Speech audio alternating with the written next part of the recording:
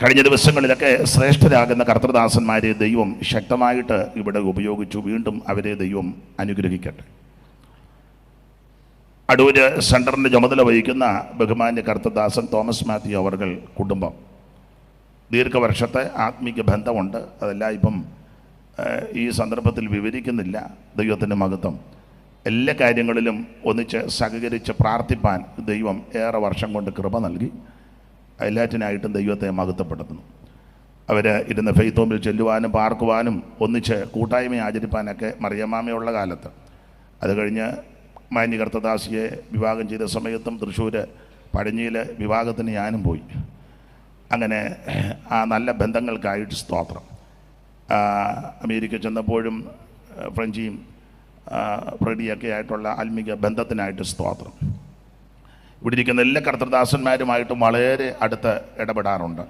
ശുശ്രൂഷയ്ക്ക് ഈ പ്രിയ കർത്തൃദാസന്മാരൊക്കെ വിളിക്കാറുണ്ട്. എല്ലാവരും നന്ദിയോടെ സ്മരിക്കുന്നു. ദൈവം എല്ലാവരെയും സഹായിക്കട്ടെ. ഇങ്ങനെ പറഞ്ഞാൽ ഒത്തിരി കാര്യം പറയാനുണ്ട്. അവിടെ ഇരിക്കുന്നവരെയും പലരെയും പരിചിതരാ. അപ്പം നിങ്ങൾ ക്ഷമിക്കുക. എല്ലാവർക്കും വന്ദനം. വായിച്ച തിരുവെടുത്ത് ഇന്ന് രാത്രി നമുക്ക് ഒന്നുകൂടെ വായിക്കാം. ഇന്നത്തെ യോഗാധ്യക്ഷൻ റജി പാസ്റ്റർ. ആമേൻ. വായിച്ചാട്ടെ. അവർക്ക് അയ്യോ കഷ്ടം, അവർക്ക് അയ്യോ കഷ്ടം. അവർ കയ്യിന്റെ വഴിയിൽ നടക്കുകയും, അവർ കയ്യിന്റെ വഴിയിൽ നടക്കുകയും, കൂലി കൊതിച്ച് ബിലയാമിന്റെ വഞ്ചനയിൽ, കൂലി കൊതിച്ച് ബിലയാമിന്റെ വഞ്ചനയിൽ തങ്ങളെ തന്നെ ഏൽപ്പിക്കുകയും, കോരഹിന്റെ മത്സരത്തിൽ നശിച്ചു പോവുകയും ചെയ്യുന്നു. ഒടുവിലത്തെ പദം നശിച്ചു പോവുകയും ചെയ്യുന്നു. ഇന്ന് രാത്രി ആരും നശിച്ചു പോകരുത്. അതിനായി വാക്യം വായിച്ച് കേൾക്കുന്നവർ, കൂടപ്പെട്ടിരിക്കുന്നവർ ആരും നശിച്ചു പോകരുത്. എല്ലാവരും നിത്യജീവന്റെ അവകാശികളാകണം. ഒരിക്കൽ കൂടി നമ്മുടെ കരവും ശബ്ദവും ഉയർത്തി ദൈവത്തെ ഒന്ന് മഹത്വപ്പെടുത്താം. 2 ശീല് പാടാൻ നോക്കട്ടെ. ഒക്കുമെങ്കിൽ നിങ്ങൾ സഹായിച്ചാൽ. കുഞ്ഞോനിച്ചാൻ പാടണേ, വായിച്ചു പിടിച്ചിരിക്കരുത്. പൊൻപിള്ളക്കേനുള്ളിൽ പൊൻകച്ചയും പൂണ്ട് വെള്ളത്തല മൂടി വെള്ളയ പഞ്ഞി പോൽ, പൊൻവിളക്കേനുള്ളിൽ പൊൻകച്ചയും പൂണ്ട് വെള്ളത്തല മൂടി വെള്ളയ പഞ്ഞി പോൽ.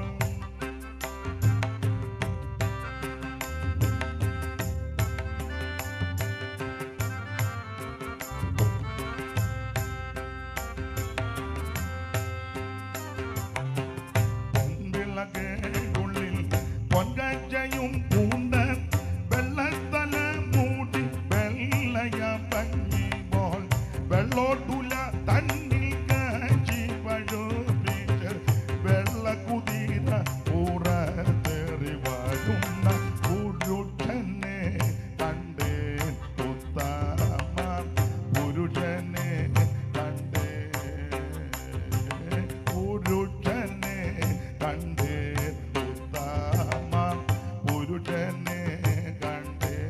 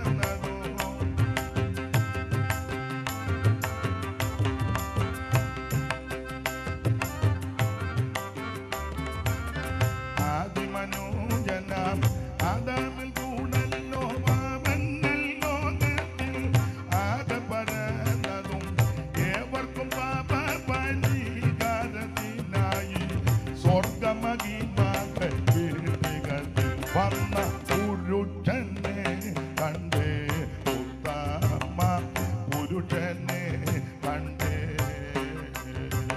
പുരുഷനെ കണ്ടേ ഉത്തമ പുരുഷനെ കണ്ടേ പുരുഷനെ കണ്ടേ ഉത്തമ കണ്ടേ.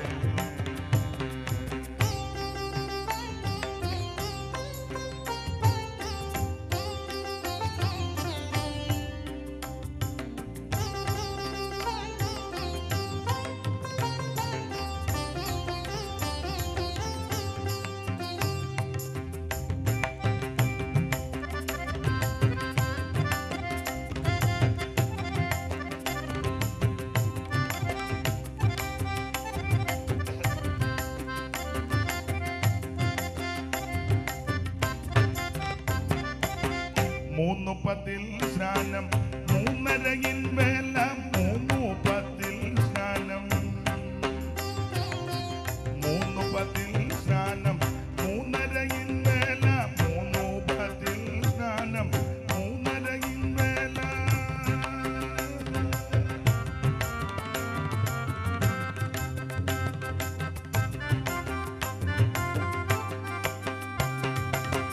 മൂന്നു പത്തിൽ സ്നാനം മൂന്നരയിൽ വേല മൂന്നു പത്തിൽ സ്നാനം മൂന്നരയിൽ വേല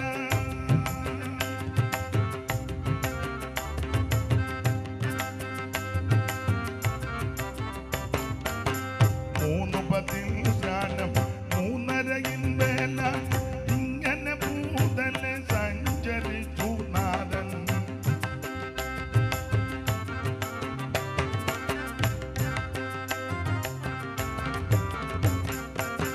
മൂന്നു പത്തിൽ സ്നാനം മൂന്നരയിൽ വേല ഇങ്ങനെ ഭൂതലെ സഞ്ചരിച്ചു നാഥൻ പാടിൽ പലതരം വേലകൾ ചെയ്തു താൻ ഭൂതപിശാചിൻ തലയെ തകർത്ത പുരുഷനെ ഉത്തമ പുരുഷനെ കണ്ടേ പുരുഷനെ കണ്ടേ ഉത്തമ പുരുഷനെ കണ്ടേ പുരുഷനെ കണ്ടേ ഉത്തമ പുരുഷനെ കണ്ടേ.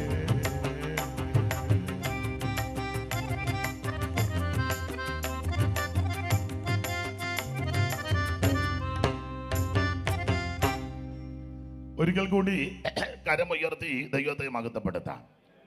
സജി പാസ്റ്റർ ഒരിക്കൽ കൂടി ആ വാക്യം ഒന്ന് വായിച്ച് സഹായിക്കണം. അവർക്ക് അയ്യോ കഷ്ടം, അവർ കയ്യിന്റെ വഴിയിൽ നടക്കുകയും കൂലി കൊതിച്ച് ബിലയാമിന്റെ വഞ്ചനയിൽ തങ്ങളെ തന്നെ ഏൽപ്പിക്കുകയും കോരഹിന്റെ മത്സരത്തിൽ നശിച്ചു പോവുകയും ചെയ്യുന്നു. വളരെ പരിചിതമായ ഒരു തിരുവെടുത്താണ് ഇന്ന് രാത്രിയിലെ തിരുവചന ചിന്തയ്ക്ക് അടിസ്ഥാനമായിട്ട് വായിച്ചത്. സമയത്തെ ഭയപ്പെടുന്നത് കൊണ്ട് ഇന്ന് രാത്രി കമ്പിവാചകം പോലെ ചില കാര്യങ്ങൾ തിരുവചനത്തിൽ നിന്ന് ചിന്തിക്കാം.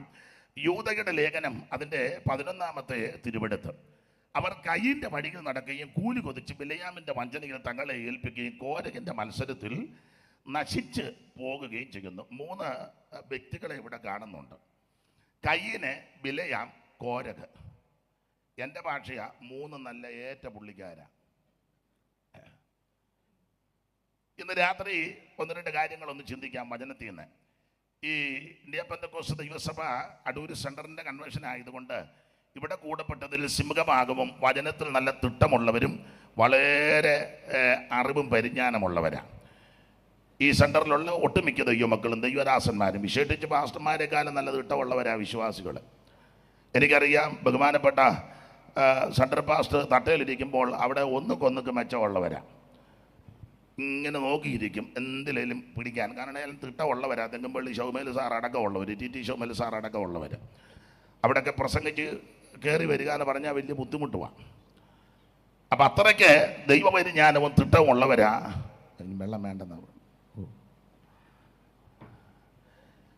അപ്പോൾ അങ്ങനെ വചന പരിജ്ഞാനമുള്ളവരെ ഈ സെൻറ്ററിലെ ഒട്ടുമിക്ക സഭകളും ദൈവദാസന്മാരും ദൈവമക്കളും. അതുകൊണ്ട് ആ നിലയിൽ ഇന്ന് രാത്രി നമുക്ക് വചനത്തിൽ നിന്ന് ചില കാര്യങ്ങൾ വചനത്തിൻ്റെ ചുറ്റാകെ പൊടിമഴ പോലെ ഒന്ന് ഇന്ന് രാത്രി ഇരിക്കാം. അപ്പോൾ വേദപുസ്തകത്തിലെ 66 പുസ്തകത്തിൽ വളരെ ഈടുറ്റൊരു പുസ്തകമാണ് യൂദയുടെ ലേഖനം. നമുക്കറിയാം സത്യവേദ പുസ്തകം 66 പുസ്തകം, അതിൽ 65-ാമത്തെ പുസ്തകവും പുതിയ നിയമത്തിലെ 26-ാമത്തെ പുസ്തകവും ലേഖനങ്ങളിൽ 21-ാമത്തെ ലേഖനവുമാണ് യൂദയുടെ ലേഖനം. വളരെ ഈടുറ്റ ലേഖനമാണ്. ഈ സത്യവേദ പുസ്തകത്തിലെ പ്രധാനപ്പെട്ട വിഷയം നമുക്കെല്ലാം അറിയാം, മനുഷ്യവർഗത്തിന്റെ രക്ഷയാണ്. മറ്റൊരുത്തനും രക്ഷയില്ല. രക്ഷിക്കപ്പെടുവാൻ ഒരേ ഒരു മാർഗം, ഒരേ ഒരു വഴി, ഒരേ ഒരു വ്യക്തി, അത് നസറായനാകുന്ന യേശു ക്രിസ്തു. പൗലോസ് ആ കാര്യം വളരെ ക്ലിയർ ആയിട്ട് പറയുന്നുണ്ട്. തീത്തോസ് 2:11. ഇന്ന് വാക്യം വായിച്ചോണം, കാരണം എന്നെ പറ്റി ചെല്ല് പറയുന്ന അയാൾ വായി വരുന്നതെല്ലാം വിളിച്ചു പറയുമെന്ന. അപ്പം വായി വരുന്നത് ഇതൊക്കെയാണെന്നായി വായിപ്പിക്കുന്നത്. വായിച്ചോ 11.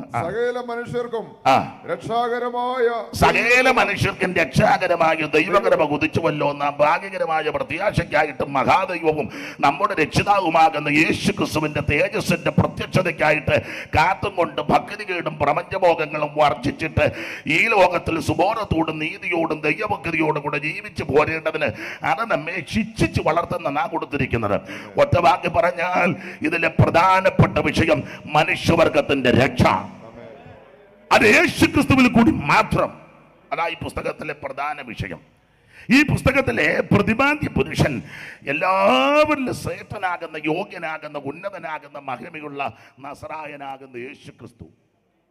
TKS പാടിയതുപോലെ അവനൊപ്പം പറയാൻ ഒരാളുമില്ല, അവനെ പോലെ ആരാധ്യൻ, അവനെ സേവിക്കുന്നതാണ് നമ്മുടെ ഏറ്റവും വലിയ ഭാഗ്യവും. അതെ, അങ്ങനെയുള്ള ഈ പുസ്തകത്തിൽ 2 ഭാഗമാണ്, പഴയ നിയമവും പുതിയ നിയമവും. ഏതാണ്ട് 40 എഴുത്തുകാർ 1600 കൊല്ലം കൊണ്ടായി പുസ്തകം എഴുതി തീർത്തത്. അതിൽ പുതിയ നിയമത്തിലെ 27 പുസ്തകം നമുക്കറിയാം 8 എഴുത്തുകാരാണ്. ആ 8 എഴുത്തുകാർ 4 പേര് അപ്പോസ്തലന്മാർ, 4 പേര് അപ്പോസ്തലന്മാരല്ല. അപ്പോസ്തലന്മാരായ 4 പേരെ നമുക്കറിയാം. മത്തായി, പത്രോസ്, യോഹന്നാൻ, പൗലോസ്, 4 അപ്പോസ്തലന്മാർ.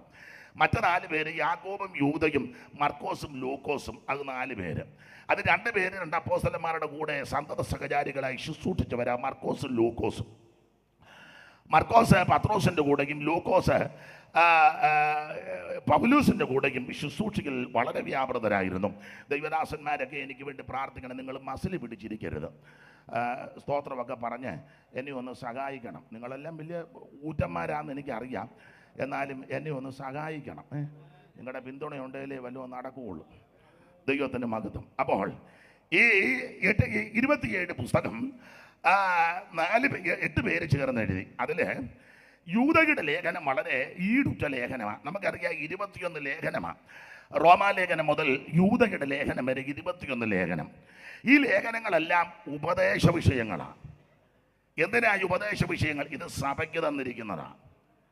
ദൈവസഭ തെറ്റിപ്പോകരുത്, ദൈവസഭ റൂട്ട് വിട്ടു പോകരുത്. അതിന് കർക്കശമായ ഉപദേശങ്ങളാണ് 21 ലേഖനങ്ങൾ. റോമാലേഖനം മുതൽ യൂദയുടെ ലേഖനം വരെ. നമുക്കറിയാം റോമാലേഖനം വിശ്വാസത്താൽ നീതീകരണം, കൊരിന്ത് ലേഖനം നീതീകരിക്കപ്പെട്ടവരുടെ വിശുദ്ധീകരണം, ഗലാത്യ ലേഖനം അവരുടെ സ്വാതന്ത്ര്യം, എഫേസ് ലേഖനം സ്ഥാനമാനം, ഫിലിപ്പിയ ലേഖനം അവരുടെ സന്തോഷം, കൊലോസ് ലേഖനം അവകാശം, തെസലോനിക്ക ലേഖനം പ്രത്യാശ, തിമോത്തിയോസിന്റെ 2 ലേഖനവും തീത്തോസും വേറെ ഫിലോമനും കൂടെ ചേർത്താൽ അത് പ്രമാണത്തെ കാണിക്കുക. ഇങ്ങനെ ഓരോ ലേഖനം ഉപദേശ വിഷയങ്ങളാണ്. സൺഡേ പാസ്റ്റ് നോക്കുന്ന ഞാൻ കണ്ട്, പുള്ളി നന്നായിട്ട് ബൈബിൾ ക്ലാസ് എടുക്കുന്നയാളാണ്. തെറ്റിക്കുന്നുണ്ടോ എന്നായി നോക്കുന്നത്. അപ്പം ശ്രദ്ധിക്കുക, ഇങ്ങനെയാണ് ലേഖനത്തിലെ ഉപദേശ വിഷയങ്ങൾ. അപ്പോൾ വളരെ ഈടുറ്റ ലേഖനമാണ്. നമുക്കറിയാം യൂദയുടെ ലേഖനം വളരെ പ്രയോജനമുള്ളൊരു ലേഖനമാണ്. ഈ യൂദയുടെ ലേഖനത്തിന് ഒരു വേദപണ്ഡിതാവ് കൊടുത്തിരിക്കുന്ന ഒരു പരാമർശം, യൂദയുടെ ലേഖനം ഒരു പോസ്റ്റ് കാർഡാണ്. പോസ്റ്റ് കാർഡ് എന്ന് പറഞ്ഞാൽ ഇല്ലൻ്റ് അല്ല, പോസ്റ്റ് കാർഡാണ്. രണ്ടിൻ്റെയും വ്യത്യാസം നിങ്ങൾക്കറിയാം, മിക്കവർക്കും അറിയാം.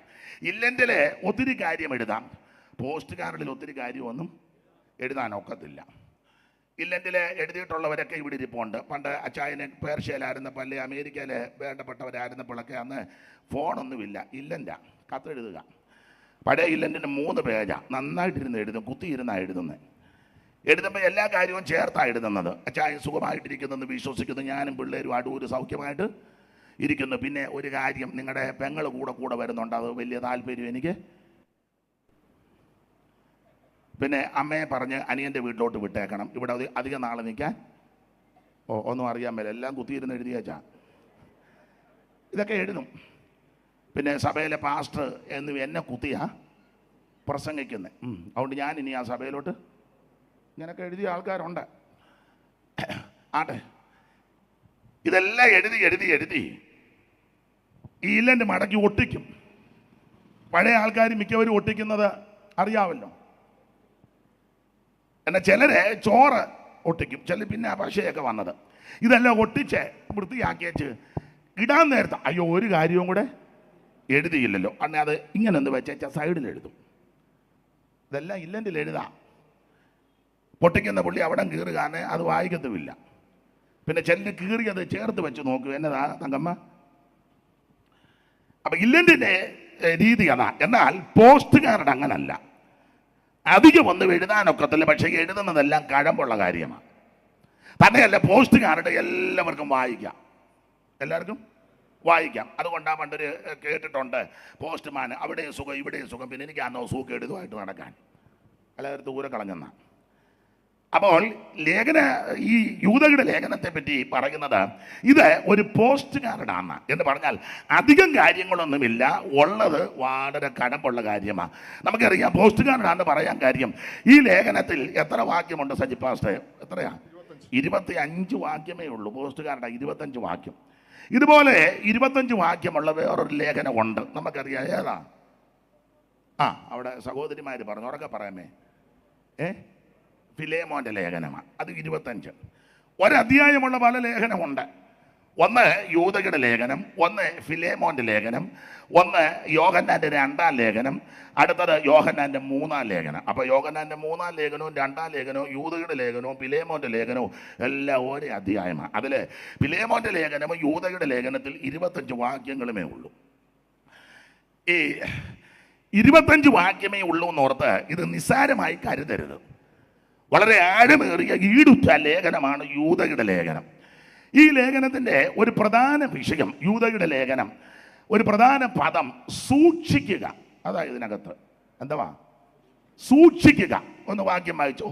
1-ാം വാക്യവും 6-ാം വാക്യവും 13-ാം വാക്യവും 21-ാം വാക്യവും 24-ാം വാക്യവും ക്രമത്താലെ വായിച്ച. 1 യേശുക്രിസ്തുവിന്റെ ദാസനും യാക്കോബിന്റെ സഹോദരനുമായ യൂദ, പിതാവായ ദൈവത്തിൽ സ്നേഹിക്കപ്പെട്ടും യേശുക്രിസ്തുവിനായി സൂക്ഷിക്കപ്പെട്ടു. ഇനി 6-ാം വാക്യം. തങ്ങളുടെ വാഴ്ച കാത്തുകൊള്ളാതെ സ്വന്തം വാസസ്ഥലം വിട്ടുപോയ ദൂതന്മാരെ മഹാദിവസത്തിന്റെ വിധിക്കായി എന്നേക്കുമുള്ള ചങ്ങലയിൽ ഇട്ട് അന്ധകാരത്തിന് കീഴിൽ സൂക്ഷിച്ചു. അവിടെ സൂക്ഷിച്ചെന്നാ 13.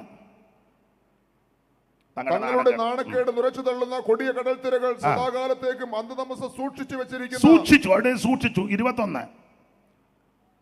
നിത്യജീവനായിട്ട് നമ്മുടെ കർത്താവായ യേശുക്രിസ്തുവിന്റെ കരുണയ്ക്കായിട്ട് കാത്തിരുന്നും കൊണ്ട് ദൈവസ്നേഹത്തിൽ നിങ്ങളെ തന്നെ സൂക്ഷിച്ചു. അവിടെ സൂക്ഷിച്ചു. 24. വീഴാതെ കൊണ്ട് നിങ്ങളെ സൂക്ഷിച്ച് മതി. അവിടെ സൂക്ഷിച്ചു. അപ്പോൾ ഈ ലേഖനത്തിലെ പ്രത്യേക പദം സൂക്ഷിക്കുക അല്ല. എല്ലാവരും സൂക്ഷിക്കണം, എല്ലാ കാര്യവും സൂക്ഷിക്കണം. ഈ ലേഖനത്തിലെ പ്രധാനപ്പെട്ട പദമാ സൂക്ഷിക്കുക. ദൈവത്തിന് മഹത്വം. വിവരിക്കുന്നില്ല. ഇനി ഈ ലേഖനത്തിന്റെ വേറൊരു വിശേഷത, ഒത്തിരിയുണ്ട് വിശേഷത.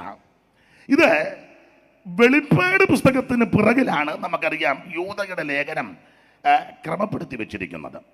അതിനൊരു കാരണം, പല കാര്യത്തിലും ഒരു കാരണം, വെളിപ്പാട് പുസ്തകത്തിന്റെ പിറകിൽ ലേഖനം കൊടുക്കാൻ ഒരു കാരണം നിങ്ങൾക്കറിയാം. നിത്യത എന്ന പദം പറഞ്ഞ് നിർത്തിയിരിക്കുന്ന ലേഖനമാണ് യൂദയുടെ ലേഖനം. നിത്യത. 24-25 വാക്യം. വീഴാതെ വണ്ണം നിങ്ങളെ സൂക്ഷിച്ച് തന്റെ മഹിമാസന്നിധിയിൽ കളങ്കമില്ലാത്തവരായി ആനന്ദത്തോടെ നിർത്തുവാൻ ശക്തിയുള്ളവന് നമ്മുടെ കർത്താവായ യേശുക്രിസ്തു മുഖാന്തരം നമുക്ക് നമ്മുടെ രക്ഷിതാവായ ഏക ദൈവത്തിന് തന്നെ സർവകാലത്തിനു മുമ്പും ഇപ്പോഴും സദാകാലത്തോളം. 2 പദമായി എഴുതി നിൽക്കുന്നത് സർവകാലത്തിനു മുമ്പും ഇപ്പോഴും സദാകാലത്തോളം. അപ്പോൾ സർവകാലത്തിനു മുമ്പും സദാകാലത്തോളം. അപ്പോൾ അതിൻ്റെ ശരിയായ പ്രയോഗം നിത്യത എന്നുള്ളതാണ്. ദൈവത്തിന് മഹത്വം. അപ്പോൾ നിത്യത എന്ന പദം പറഞ്ഞ് നിർത്തിയിരിക്കുന്ന ലേഖനമാണ് യൂദയുടെ ലേഖനം. മറ്റ് ലേഖനത്തിലൊക്കെ പ്രത്യക്ഷമായിട്ടും പരോക്ഷമായിട്ടും പലയിടങ്ങളിൽ നിത്യതയെ പരാമർശിക്കുന്നു എങ്കിലും നിത്യത എന്ന പദം പറഞ്ഞു നിർത്തിയിരിക്കുന്ന ലേഖനം യൂദയുടെ ലേഖനമാണ്.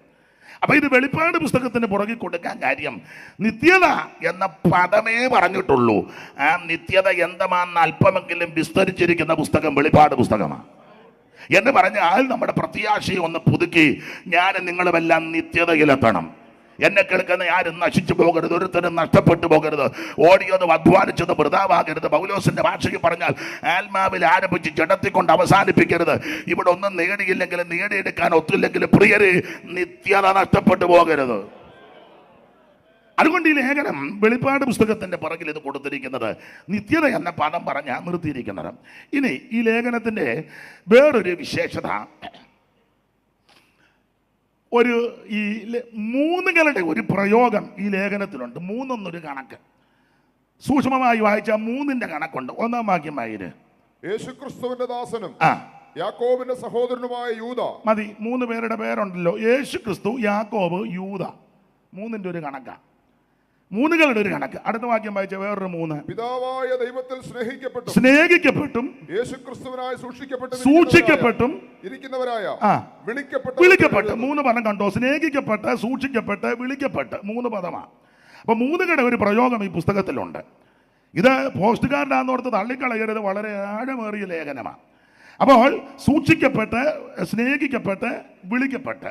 ഇനി ഒരു മൂന്ന് സംഭവങ്ങൾ 5-ാം വാക്യം മുതൽ. നിങ്ങളോ സകലവും ഒരിക്കൽ അറിഞ്ഞുവെങ്കിലും നിങ്ങളെ ഓർപ്പിപ്പാൻ ഞാൻ ഇച്ഛിക്കുന്നത് എന്തെന്നാൽ കർത്താവ് ജനത്തെ മിസ്രയീമിൽ നിന്ന് രക്ഷിച്ചിട്ടും വിശ്വസിക്കാത്തവരെ പിന്നത്തേതിൽ നശിപ്പിച്ചു. അപ്പോൾ മിസ്രയീമിൽ നിന്ന് ഇറങ്ങി തിരിച്ചവര് അവൻ വിശ്വസിക്കാത്തവരെ മരുഭൂമിയിൽ പട്ടുപോയി. ഒരു സംഭവം, മൂന്ന് സംഭവമാണ്. അതിലൊന്ന് മരുഭൂമിയിൽ പട്ടുപോയ ദൈവജനം. അടുത്തത് തങ്ങളുടെ വാഴ്ച കാത്തുകൊള്ളാതെ സ്വന്തം വാസസ്ഥലം വിട്ടുപോയ ദൂതന്മാരെ മകാദിവസത്തിന്റെ വിധിക്കായി എന്നേക്കുമുള്ള ഞങ്ങളിട്ട് അന്ധകാരത്തിന് കീഴിൽ സൂക്ഷിച്ചു എന്ന് പറഞ്ഞാൽ സ്ഥാനഭ്രംശം സംഭവിച്ച ദൂതന്മാരെ ബന്ധിച്ച വിഷയം. 2. അടുത്തത് അതുപോലെ സോദോം ഗോമോറയിൽ ദൈവം ന്യായം വിധിച്ച വിഷയം. അപ്പോൾ 3 സംഭവങ്ങൾ ഈ ഭാഗത്ത് രേഖപ്പെടുത്തി. അപ്പം 3 വ്യക്തികൾ, 3 പദങ്ങൾ, 3 സംഭവങ്ങൾ. ഇനിയുണ്ട് 3. 19 വായിച്ചോ. 19. അവർ ഭിന്നതയുണ്ടാക്കുന്നവരെ പ്രാകൃതന്മാര്, ആത്മാവില്ലാത്തവർ. 3 പ്രയോഗമാണ്. ഭിന്നതയുണ്ടാക്കുന്നവരെ, പ്രാകൃതന്മാര്, ആത്മാവില്ലാത്തവർ. അത് നമ്മുടെ ഇടയിലും ഇഷ്ടം പോലെ ഉണ്ട്. അതാ കൂടുതലും. ഒന്നും അറിയാം എല്ലാം പാവത്തുങ്ങള്. ഭിന്നതയുണ്ടാക്കുന്നവരെ, പ്രാകൃതന്മാര്, ആത്മാവില്ലാത്തവർ. എല്ലാവരും ആത്മാവി നിറയുമ്പോൾ നോക്കിയിരിക്കുകയല്ലേ കുറുക്കനിരിക്കും പോലെ. എന്നുവെച്ച് പറയും മറ്റേ പുള്ളി ബലപ്പെട്ടായിരുന്നു, നീ ബലപ്പെട്ടോ? പോട്ടൊന്നും സമയമില്ലാത്തതുകൊണ്ടൊന്നും പറയുന്നില്ല. ഇനി അപ്പോൾ ഈ 3 ഒരു പ്രയോഗം മാത്രമല്ല, നമ്മുടെ കുറുവാക്യത്തിൽ 3 വമ്പന്മാരെ കാണുക. 11. 3. അവർക്ക് അയ്യോ കഷ്ടം. അവർ കയ്യിന്റെ വഴിയിൽ നടക്കുകയും, അവർ കയ്യിന്റെ വഴിയിൽ നടക്കുകയും, കൂലി കൊതിച്ച് 2 ബിലയാമിന്റെ വഞ്ചന. പിന്നെ കോരഹ്. 3 നല്ല ഏറ്റ പുള്ളിക്കാരാ. കയ്യിനും ബിലയാമും കോരകം. നമ്മൾ ആ ഭാഗത്തേക്ക് വരുന്നുണ്ട്. ദൈവത്തിന്റെ എഴുന്നേറ്റ് പോകരുത്. അപ്പൊ ശ്രദ്ധിക്കുക, 3 ഒരു പ്രയോഗം ഈ ലേഖനത്തിലുണ്ട്. ഇനിയുണ്ട് ഈ ലേഖനത്തിന്റെ വേറൊരു വിശേഷത. നിങ്ങൾക്കറിയാമല്ലോ, വേദപുസ്തകം ഞാൻ ഓർപ്പിച്ചു, നിങ്ങൾക്ക് പറയാം ഏതാണ്ട് 1600 കൊല്ലം കൊണ്ട് 40 എഴുത്തുകാരാ ഈ വേദപുസ്തകം എഴുതി തീർത്തത്. പലരും തമ്മിൽ കണ്ടിട്ടൊന്നുമില്ല. എന്നാൽ 39 എഴുത്തുകാർക്കും വെളിപ്പെടാത്ത 1-2 വിഷയം യൂദയ്ക്ക് വെളിപ്പെട്ടു. 39 എഴുത്തുകാരും പ്രഗത്ഭന്മാരാ. കുറഞ്ഞ പുള്ളിക്കാർ ഡോക്ടർ വരെയുണ്ട്, രാജാക്കന്മാരുണ്ട്, ഭരണതന്ത്രജ്ഞന്മാരുണ്ട്, ന്യായപ്രമാണത്തിൽ അഗാധ ജ്ഞാനമുള്ള യസ്രാശാസ്ത്രി വരെയുണ്ട്. പുള്ളിയോടൊപ്പം ഒരുത്തരും ന്യായപ്രമാണത്തിൽ എത്തുക, അത്രയ്ക്ക് വിദഗ്ധ ശാസ്ത്രി എന്നാ. പിന്നെ പൗലോസ്, ഗമാലിയലിന്റെ പാറപടത്തിൽ നിന്ന് പൗലോസ് 3-ാം സ്വർഗത്തോളം എടുക്കപ്പെട്ടു 14 ലേഖനം ഈടുറ്റത് എഴുതി. ആ ലേഖനമാണ് വളരെ ഊറ്റമുള്ള. ഒന്ന് വായിച്ചതിൽ പൗലോസിന്റെ ലേഖനം, പത്രോസിന്റെ 2-ാം ലേഖനം 3-ാം അധ്യായത്തിന്റെ 15-ാം വാക്യവും 2 കൊരിന്തി 10-ന്റെ 10 വായിച്ചേ. ഇന്ന് സജിപാസ് വാക്യം വായിച്ച് ഊപ്പാട് വരും, എന്നാലും വായിച്ച് സഹായിക്കും. സമയമില്ലാത്തത് കൊണ്ട് ഓടിച്ചങ്ങ് വായിക്കുക. പത്രോസിന്റെ 2-ാം ലേഖനം 3:15. ബിജുപാസ് വായിച്ചു. മൈക്ക് ഇങ്ങോട്ടൊന്ന് മൈക്ക് അയച്ചേര്. അങ്ങനെ തന്നെ നമ്മുടെ പ്രിയ സഹോദരനായ പൗലോസും തനിക്ക് ലഭിച്ച ജ്ഞാനത്തിന് തക്കവണ്ണം നിങ്ങൾക്കും ഇതിനെക്കുറിച്ച് സംസാരിക്കുന്ന സകല ലേഖനങ്ങളിലും എഴുതിയിട്ടുണ്ടല്ലോ. പിന്നെ അവയിൽ ഗ്രഹിപ്പാൻ പ്രയാസമുള്ളത് ചിലതുണ്ട്. അവയിൽ ഗ്രഹിപ്പാൻ പ്രയാസമുള്ളത് അത്രയ്ക്ക് ഈടുറ്റ ലേഖനമാ പൗലോസിന്. നിങ്ങൾക്ക് ചിലതുണ്ട്. അറിവില്ലാത്തവരും അസ്ഥിരന്മാരുമായവർ ശേഷം തിരുവെടുത്തുകളെ പോലെ അത് തങ്ങളുടെ നാശത്തിനായി കോട്ടിക്കളയുക. പ്രിയമുള്ളവരെ, കൊരിന്ത്യർക്ക് എഴുതിയ 2-ാം ലേഖനം 10:10 വായിച്ചു. അതിനോട് ചേർത്ത് കൊരിന്ത്യർക്ക് എഴുതിയ 2-ാം ലേഖനം 10:10. അവന്റെ ലേഖനങ്ങൾ ഘനവും ഊറ്റവുമുള്ളത് തന്നെ. ഊറ്റമുള്ള ലേഖനമാണ്. അപ്പൊ ശ്രദ്ധിക്കുക, ഘനമുള്ള ഊറ്റമുള്ള ലേഖനം എഴുതിയ പൗലോസ്. പിന്നെ ഞാൻ ഇടയ്ക്ക് കയറി പറയാം, പത്രോസ് പൗലോസിനെ പരിചയപ്പെടുത്തുന്നത് നമ്മുടെ സഹോദരൻ എന്ന. എങ്ങനെ നമ്മുടെ ഇന്നെങ്ങാനും അങ്ങനെ സഹോദരൻ എന്ന് വല്ലതും പറഞ്ഞാൽ ഒക്കുമോ? അതോടെ അവൻ്റെ കാര്യത്തിലൊരു സഭയുടെ നേതാവ് വരും പറയാം, നമ്മുടെ വാത്സല്യ സഹോദരൻ വന്നിട്ടുണ്ട്, തീർന്നു. ഒന്നെങ്കിൽ അവനെ അട്ടപ്പാടിക്കായിരിക്കും, അല്ലെങ്കിൽ അവനെ വല്ല പെടുകൂടിക്കാത്തും. എന്നാ നിങ്ങളല്ലേ ഇങ്ങനെ പമ്മിയിരിക്കുന്നത്? അതുകൊണ്ട് ഇങ്ങനെ കിളത്തുന്ന കണ്ടിട്ടില്ല. കർത്താവിൻ്റെ വലിയൊരു ദാസൻ, ശ്രേഷ്ഠദാസൻ, ഡോക്ടർ, റവറൻറ്റ്, പുസ്തകക്രമം പോലും റവറൻറ്റിന് അറിയാൻ മേല. എന്നാലും അങ്ങ് കിളത്തുക. ആ കിളക്കുമ്പോൾ ഇങ്ങനെ തന്നെ വീർക്കുന്നതും കണ്ടിട്ടുണ്ട്. ഇതെല്ലാം വിക്രിയകളാ. 2-ാം സങ്കീർത്തനത്തിൽ പറയും പോലെ സ്വർഗത്തിൽ ഇരിക്കുന്നതും ചിരിക്കുന്നു, ഇതെല്ലാം കണ്ടോണ്ട്. ഇവിടെ പത്രോസ് പൗലോസിനെ പരിചയപ്പെടുത്തിയ സഹോദരൻ, നമ്മുടെ പ്രിയ സഹോദരൻ. അതാ ശരിയായ പ്രയോഗം. ആട്ടെ, ഇപ്പം ആ ഭാഗത്തേക്കൊന്നും പോകുന്നില്ല. ദൈവത്തിന് മഹത്വം. ചില കല്യാണത്തിനൊക്കെ പാസ്റ്റർമാരോട് പറയും, ഞങ്ങളുടെ വീട്ടുകാരെ പറ്റി ഒന്ന് പറയും. പക്ഷേ പാസ്റ്റർമാരും ഇരിക്കണ്ടായോ 3 കൊല്ലം. ഉടനെ അവരും പറയും, വാത്സല്യ ബ്രദർ ബ്ലസ്സനെ ഓർക്കുമ്പോൾ എൻ്റെ ഉള്ളം പിന്നെ തുടിക്കുന്നു. പിടകിയല്ല, തുടിക്കുന്നു. ഞങ്ങളുടെ സഭയ്ക്ക് ഇതുപോലെ ഇവൻ തപായത്തിന് പോലും വരുന്നവനല്ല.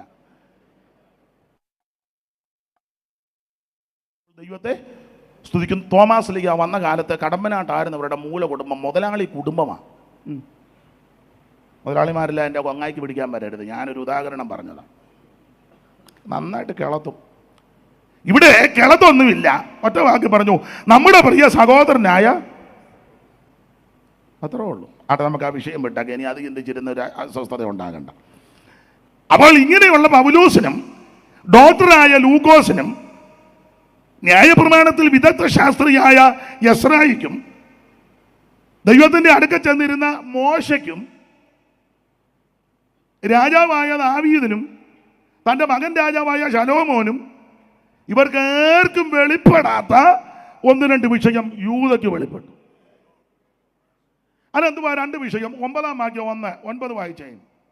എന്നാൽ പ്രധാന ദൂതനായ മീഖായേൽ മോശയുടെ ശരീരത്തെ കുറിച്ച് പിശാചിനോട് തർക്കിച്ച് വാദിക്കുമ്പോൾ ഒരു ദൂഷണവിധി ഉച്ചരിപ്പാൻ തുനിയാതെ കർത്താവ് നിന്നെ ഫലിക്കട്ടെ. അപ്പോൾ മോശയുടെ ശരീരത്തെ പറ്റി ഒരു തർക്കവും വാദവും നടന്നു. ഇത് 39 എഴുത്തുകാർക്കും വെളിപ്പെട്ടില്ല, യൂദായ്ക്ക് വെളിപ്പെട്ടു. മോശയുടെ മരണം, അടക്കം, ഉയർപ്പ്, ഇതൊക്കെ വിഷയത്തിലോട് ബന്ധത്തില്ല.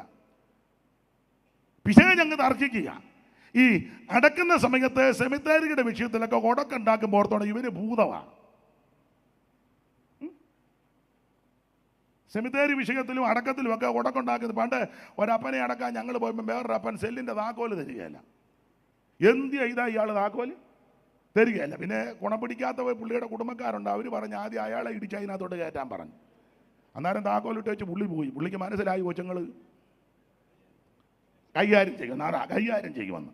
നമുക്കൊക്കത്തില്ല, ക്രൂശിച്ചു പോയല്ലോ. എന്നാലും ഇപ്പം അങ്ങനെ വലിയ ക്രൂശിയില്ലെങ്കിലൊന്നും ഒന്നും ഇല്ല. തെള്ളുകയോ ഉന്തുകയും ഒന്നും ഞാൻ പറയുന്നില്ല, വേണ്ട. എവിടാണെന്നൊന്നും എന്നോട് ചോദിക്കുകയും ചെയ്യരുത്. ബാബുച്ചാൻ അവിടെ ഇരുന്ന് ചിരിക്കുന്നു ഉന്തുകാര്യം പറഞ്ഞപ്പം ഞാൻ കണ്ടു ചിരിക്കുന്നത്. അപ്പം ശ്രദ്ധിച്ചേ, ഈ സെമിത്തേരി വിഷയത്തിൽ, അടക്കുന്ന വിഷയത്തിൽ തർക്കമാ. ഞാനൊരു കാര്യം പെന്തിക്കോസുകാരോട് പറയാം.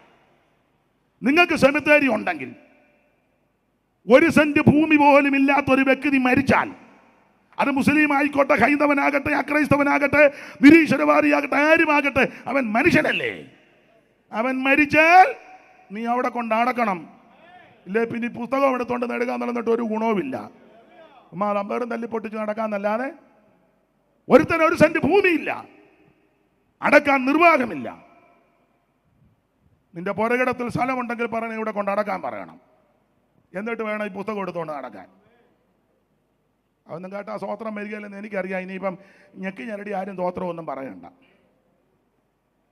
എന്നാ താടിക്ക് കൈ കൊടുത്ത് പാസ്റ്റിരിക്കുന്നത്? ഞാൻ ഉള്ള കാര്യമല്ലേ പറഞ്ഞു. എന്തെങ്കിലും കുഴപ്പമുണ്ടോ? ഉണ്ടേ ഇപ്പം പറയണം. ഞാൻ പോയി കഴിഞ്ഞ് പറയരുത് അയാൾ പറഞ്ഞപ്പോൾ ഞാൻ മിണ്ടിയില്ലെന്നേ ഉള്ളൂ. അങ്ങനെ ഉണ്ടോ? ഇല്ല. ഇതാ അതിൻ്റെ പ്രമാണം. നമ്മൾ യേശുവിനെയാ പ്രസംഗിക്കുന്നത്. യേശുവാ നമ്മുടെ മാതൃകാ പുരുഷൻ. ഉന്നത ദൈവ നന്ദനുല്ലെങ്കിൽ വന്നിത് കന്യാജാതനായി.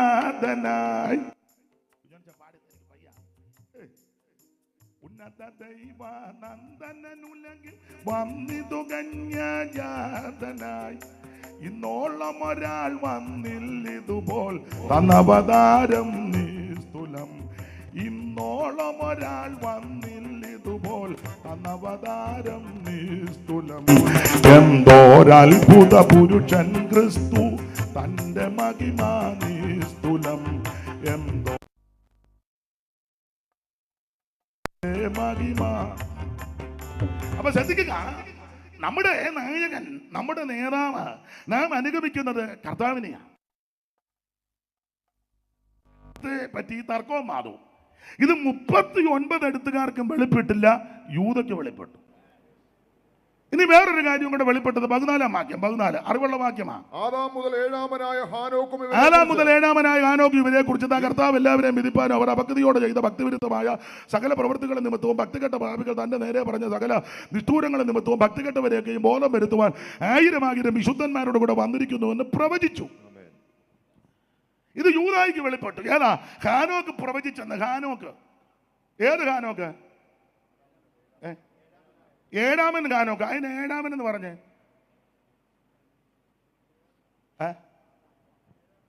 ഏഴാമനായതുകൊണ്ട് ഏഴാമൻ. അത് ഞാൻ പറഞ്ഞതാ എൻ്റെ ശരി. പോകരുത്, അവിടെ ഇരിക്കണം. അതാ അതിൻ്റെ കറക്റ്റ്. അതാ ഏഴാമനായതുകൊണ്ട് അതാ ആദാം, ശേത്ത്, ഏനോശ്, കേനാൻ, മഹലേൽ, യാരദ്, ഹാനോക്ക്, മധൂശലേഖ്, ലാമക്ക്, നോഹ. 10 തലമുറ. ആദാം മുതൽ നോഹ വരെ 10 തലമുറ. നോഹ മുതൽ അബ്രഹാം വരെ 10 തലമുറ. അബ്രഹാം മുതൽ ദാവീദ് വരെ 14 തലമുറ.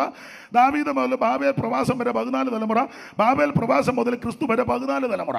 3 14 2 10 2 10 20 3 14 42 42 20 62. എണ്ണപ്പെട്ട തലമുറ 62. ചിലരെ എണ്ണിയിട്ടില്ല. അതിന് വേറെ കാര്യമുണ്ട്. എല്ലാവരും ഒന്നും എണ്ണാൻ കൊള്ളുകയില്ല. അപ്പോൾ ഇങ്ങനെ തലമുറയെ പറ്റി പഠിക്കുമ്പോൾ ആദാം മുതൽ ഈ യൂദ പരാമർശിക്കുന്ന ഹാനോക്ക് ഏഴാമന. ആദാം, ശേത്ത്, ഏനോശ്, കേനാൻ, മഹലലേൽ, യാരദ്, ഹാനോക്ക് 7. അപ്പൊ ഏഴാമൻ ഹാനോക്ക് എന്ന് പറയാൻ കാര്യം വേറെ ഹാനോക്കുണ്ട്. 4:16 ഉൽപ്പത്തി വായിച്ചോ പെട്ടെന്ന് 4:16. ബിജുപാസ്റ്ററും കൂടെ വേണേ എടുത്ത് വായിച്ചോ. രണ്ടുപേരൂടെ അടുത്തടുത്തിരിക്കുകയല്ലയോ? അങ്ങനെ കയീൻ യഹോവയുടെ സന്നിധിയിൽ പുറപ്പെട്ടു. ഏതെങ്കിലും കിഴക്കിന് ഓർദേശത്ത് എന്ന പാർത്തു. കയീൻ തന്റെ ഭാര്യയുമായിട്ട് ജീവിതം ആരംഭിച്ചൊരു കുഞ്ഞുണ്ടായി. പേര് ഹാനോക്കിനെ പ്രസവിച്ചു. ഹാനോക്ക്. അപ്പോൾ ഇത് കയീന്റെ മകൻ ഹാനോക്ക്. അത് 3ാമനാ. ആദാം, കയീൻ, ഹാനോക്ക്. അപ്പൊ 3ാമൻ ഹാനോക്ക് ഇവിടെ കിടക്കുന്നത് കൊണ്ടാ യൂദ 7ാമൻ എന്ന് എടുത്ത് പറഞ്ഞത്. ഇനിയുണ്ട് ഹാനോക്ക്. ഒരു വാക്യം വായിച്ചേ. അബ്രഹാമിന്റെ മകനായി, ഇസഹാക്കിന്റെ മകനായി, യാക്കോബിന്റെ മൂത്ത മകനാകുന്ന രൂബന്റെ മൂത്ത മകൻ, അവനും ഹാനോക്ക. ദിനവൃത്താന്തങ്ങളുടെ 1-ാം പുസ്തകം 5-ാം അധ്യായത്തിന്റെ 1 മുതൽ വായിച്ചേ വേഗത്തിൽ.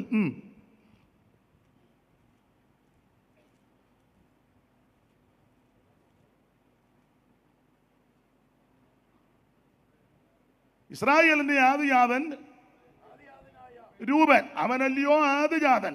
അവൻ തന്നെ അപ്പന്റെ കിടക്കെ അശുദ്ധമാക്കിയത് കൊണ്ട് അവന്റെ ജ്യേഷ്ഠാവകാശം എടുത്ത് യോസേഫിന്റെ പുത്രന്മാർക്ക് കൊടുത്തു. എന്നിട്ട് പറഞ്ഞു വന്നിച്ച് 3-ാം വാക്യം വായിര്. മൈക്ക് കൂടെ വായിര്. ആദിജാതനായ രൂബേന്റെ പുത്രന്മാർ ഹാനോക്ക് മതി. അപ്പോൾ അവിടെ ഒരു ഹാനോക്ക്.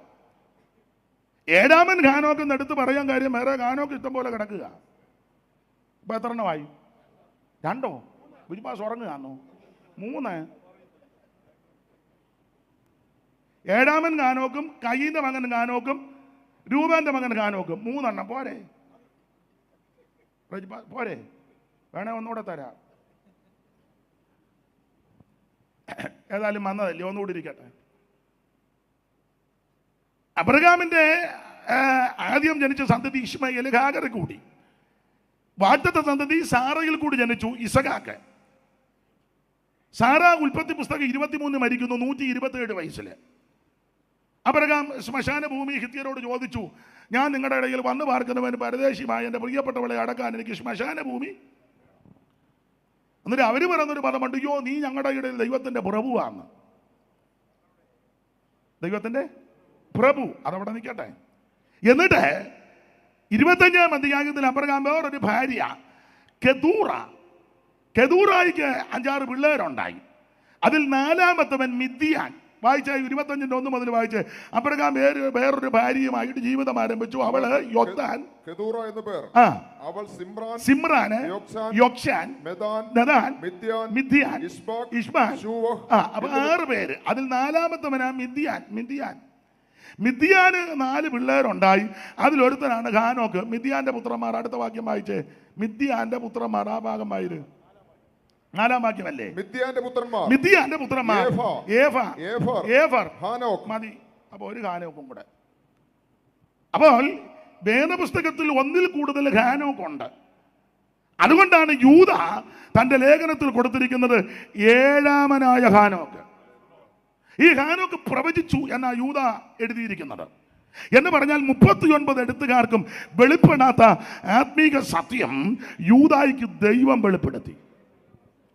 7-മനാകുന്ന ഹാനോക്ക് പ്രവചിച്ചു. ഹാനോക്ക് എന്തുവാ പ്രവചിച്ചത്? അത് യൂദ പറയുന്നുണ്ടല്ലോ 14-15 വായിച്ചേ. ആദാം മുതൽ 7-മനായ ഹാനോക്കും ഇവരെ കുറിച്ച്, ഇതാ കർത്താവ് എല്ലാവരെയും വിധിപ്പാനും ഇവരെ കുറിച്ച് ആരെ കുറിച്ചാ? ദുരൂപദേശക്കാരെ കുറിച്ച്, സഭയ്ക്കകത്ത് നുഴഞ്ഞു വന്നവരെ കുറിച്ച്. 3-ാം വാക്യം 3 വായിരെ. പ്രിയരെ നമുക്ക് പൊതുവിലുള്ള രക്ഷയെക്കുറിച്ച് നിങ്ങൾ കരുതുവാൻ സകല പ്രയത്നവും ചെയ്യൽ വിശുദ്ധന്മാർക്ക് ഒരിക്കലായി പരമേൽപ്പിച്ച വിശ്വാസത്തിന് വേണ്ടി പോരാടേണ്ടതിന് പ്രബോധിപ്പിച്ചെടുത്തുവാൻ ആവശ്യമെന്ന് എനിക്ക് തോന്നി. നമ്മുടെ ദൈവത്തിന്റെ കൃപയെ ദുഷ്കാമവൃത്തിക്ക് ഹേതുവാക്കി ഏകനാഥനെ നമ്മുടെ രക്ഷിതാവുമാകുന്ന യേശുക്രിസ്തുവിനെ നിഷേധിക്കുന്ന അഭക്തരായ ചില മനുഷ്യരും നുഴഞ്ഞു വന്നിരിക്കുന്നു. അവരുടെ ഈ ശിക്ഷാവിധി പണ്ട് തന്നെ എഴുതിയിരിക്കുന്നു. ഇവരെ പറ്റി ആ യൂദ ഹാനോക്കും പ്രവചിച്ചത്. 7-ാം തലമുറക്കാര ഹാനോക്ക് ഇവരെ കുറിച്ച് യൂദ പറഞ്ഞു. നേരത്തെ പറഞ്ഞിട്ടുണ്ടായിരുന്നു ഇവർ കയറി വരുമെന്ന്. 17-ാം വാക്യം പ്രവാചകൻ അപ്പോസ്തലന്മാർ പറഞ്ഞല്ലോ. നിങ്ങളോ പ്രിയരെ നമ്മുടെ കർത്താവായ യേശുക്രിസ്തുവിന്റെ അപ്പോസ്തലന്മാർ മുൻ പറഞ്ഞ വാക്കുകളെ ഓർപ്പീൻ. അവര് മുന്നേ പറഞ്ഞല്ലോ ഇങ്ങനെയുള്ളവർ കയറി വരുമെന്ന്. 8-ാം വാക്യം വായിച്ചേ. ഇവരെ കുറിച്ച് അങ്ങനെ തന്നെ ഇവരും ഈ ദുരുപദേശക്കാരുടെ കാര്യമാണ് പറയുന്നത്. ഇവരെ ഒന്നും പാസ്റ്ററെന്നും വിളിക്കരുത്, അച്ചായാന്നും. ഇവരെ ആരാന്ന് ഞാൻ സമയം അനുസരിച്ച് പറയാം. ഇവരെ കുറിച്ച് ഇവരുടെ പ്രകൃതി ധാരാളമുണ്ട്, അതവിടെ നിൽക്കട്ടെ. അപ്പോൾ ആദാം മുതൽ 7-മനായ ഹാനോക്ക് ഇവരെ കുറിച്ച്, ഇതാ കർത്താവ് എല്ലാവരെയും വിധിപ്പാനും അവർ അഭക്തിയോടെ ചെയ്ത ഭക്തിവിരുദ്ധമായ സകല പ്രവൃത്തികൾ നിമിത്തവും ഭക്തികെട്ട പാപികൾ തന്റെ നേരെ പറഞ്ഞ സകല നിഷ്ഠൂരങ്ങളും നിമിത്തവും ഭക്തികെട്ടവരെയൊക്കെയും ബോധം വരുത്തുവാൻ 1000 വിശുദ്ധന്മാരോടുകൂടെ വന്നിരിക്കുന്നു. ഹാനോക്ക് പ്രവചിച്ചെന്ന യൂദ രേഖപ്പെടുത്തിയിരിക്കുന്നത് ഉൽപ്പത്തി പുസ്തകം 5-ാം അധ്യായത്തിൽ ഹാനോക്ക് പ്രവചിച്ചതായിട്ടോ പ്രവചന ശുശ്രൂഷ ചെയ്തതായിട്ടോ കാണുന്നില്ല. പക്ഷേ ഹാനോക്കിന് വെളിപ്പെട്ടു, യൂദയ്ക്ക് വെളിപ്പെട്ടു, ഹാനോക്ക് പ്രവചിച്ചു. എന്തുവാണ് ഹാനോക്ക് പ്രവചിച്ചത്? അതും വിഷയമാണ്. അതിൽ പ്രധാനപ്പെട്ട ഒരു വിഷയം ഇതാ 1000 വിശുദ്ധന്മാരുമായി കർത്താവ് വരുന്നു. ഇത് ഹാനോക്കിന് വെളിപ്പെട്ടു. ഏത് വരവാ എന്ന് പറഞ്ഞാൽ ഈ വരവ് നമുക്കറിയാം, നിങ്ങൾക്ക് നന്നായിട്ട് അറിയാം. 2-ാം വരവിന്റെ 2-ാം ഘട്ടമാണ്. 2-ാം വരവിന്റെ 2-ാം ഘട്ടം ഹാനോക്കിന് വെളിപ്പെട്ടു. ഒന്നുകൂടെ ശരിക്കും പഠിച്ചാൽ യേശുക്രിസ്തുവിന്റെ 1-ാം വരവ് പോലും ആർക്കും വെളിപ്പെടാതിരുന്ന കാലത്താണ് ഹാനോക്കിന് 2-ാം വരവിന്റെ 2-ാം ഘട്ടം വെളിപ്പെട്ടത്. സ്തോത്രം. ഒരു താല്പര്യവും ഇല്ല. പുള്ളി വരുവോ പോകുകയോ ചെയ്യട്ടെ, ഞങ്ങൾക്ക് എന്നാ. 2-ാമത് വരുവോ? അത് കേൾക്കുമ്പോഴെങ്കിലും മുഖത്തൊന്ന് ഒരു പ്രകാശം വരണ്ടേ. അന്നേരം ഇരിക്കുക കഷായം കുടിച്ച പോലെ യേശു വരുന്നെന്ന്. അപ്പൊ രണ്ടാം വരവിന്റെ രണ്ടാം ഘട്ടം ഹാനോക്കിന് വെളിപ്പെട്ടു. ഒന്നാം വരവ് പോലും ആർക്കും വെളിപ്പെടാത്ത കാലമാണ് ഇത്. ഹാനോക്ക് ശക്തമായി പ്രവചിച്ചു. ഹാനോക്ക് പ്രവചിച്ചത് വണ്ടി തരുന്ന കാര്യവും മത്ത് തരുന്ന കാര്യവും അമ്മാമ്മയെ അമേരിക്ക വിടുന്ന കാര്യവും ജംബോ ജറ്റ് അച്ചാൻ ഇങ്ങനെ കറങ്ങുന്ന കാര്യമൊന്നും അല്ല ഹാനോക്ക് പ്രവചിച്ചത്. അടൂര് ടൗണിലെ പട്ടണത്തിൻ്റെ മധ്യത്തിൽ ഞാൻ നിന്നെ ഉയർത്തും, അതൊന്നും അല്ല പറഞ്ഞത്. അതൊക്കെ ദൈവം ചെയ്തോളും. ഹാനോക്കിന്റെ പ്രവചന ശുശ്രൂഷയുടെ പ്രധാന വിഷയം പട്ടുകെട്ട് നടക്കുന്നവർക്കെതിരെയാണ്. ഭക്തിയുടെ പേര് പറഞ്ഞ് ഭക്തി ആദായ സൂത്രമാക്കി ജനത്തെ വഞ്ചിക്കുന്ന, ജനത്തെ ചതിക്കുന്ന, ജനത്തെ തകർക്കുന്നവർക്കെതിരെയാ പറഞ്ഞത്. അതാ പ്രവചന ശുശ്രൂഷ. സ്തോത്രം. അതാ പ്രവചനം. ഹാനോക്ക് ശക്തമായി പ്രവചിച്ചു. എന്തുവാ? ഭക്തികെട്ട് നടക്കുന്നവർക്കെതിരെ. കാരണം ഹാനോക്കിന്റെ കാലത്ത് ഹാനോക്ക് ദൈവത്തോട് 300 കൊല്ലം നടന്നു, ദൈവത്തോട് കൂടെ. അങ്ങനെ എഴുതിയിരിക്കുന്ന 300 സംവത്സരം നടന്നെന്ന. ഹാനോക്ക് ദൈവത്തോട് കൂടെ നടക്കുമ്പോൾ ഹാനോക്കിന്റെ സമകാലികൻ അപ്പുറം ഒരുത്തനുണ്ട്, അവന്റെ പേര് ലാമേക്ക് എന്നാ. നിങ്ങൾക്കറിയാം ലാമേക്ക്. ആദമിന് ഗുണം പിടിക്കാത്ത സന്തതി വന്നു. അതാണല്ലോ കയ്യീനെ. 16-ാം വാക്യം 4:16. Adam, കയ്യീന്, Enoch, Irad, Mehujael, Methushael, Lamech. അങ്ങനെ അല്ലയോ ബിജു പാസ്റ്റേ? അങ്ങനെ തന്നെ ഞാൻ സന്ധിക്ക് നോക്കിയതാ. അപ്പം ആദാം അത് ഗുണപ്പെടാത്തതാ.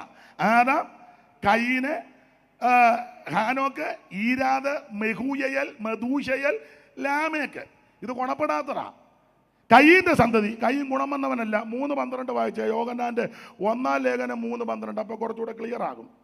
വായിച്ചോ യോഹന്നാന്റെ 1-ാം ലേഖനം 3:12. കയ്യീൻ ദുഷ്ടനിൽ നിന്നുള്ളവനായി. മതി, എന്തിനാ ഒത്തിരി വായിക്കുന്നേ?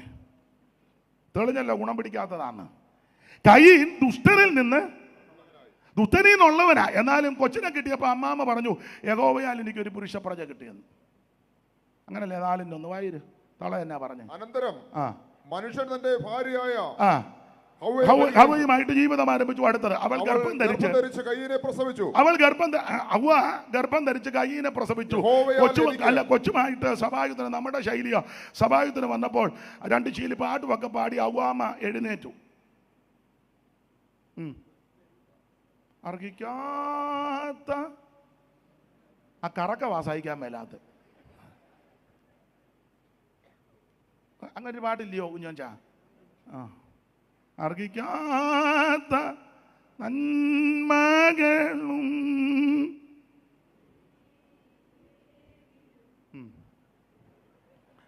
അപ്പൊ ഇതല്ല കൊച്ചിനെ എഴുന്നേറ്റ് വെച്ച് പറഞ്ഞു, ദൈവനാമത്തിന് മഹത്വം ഉണ്ടാകട്ടെ.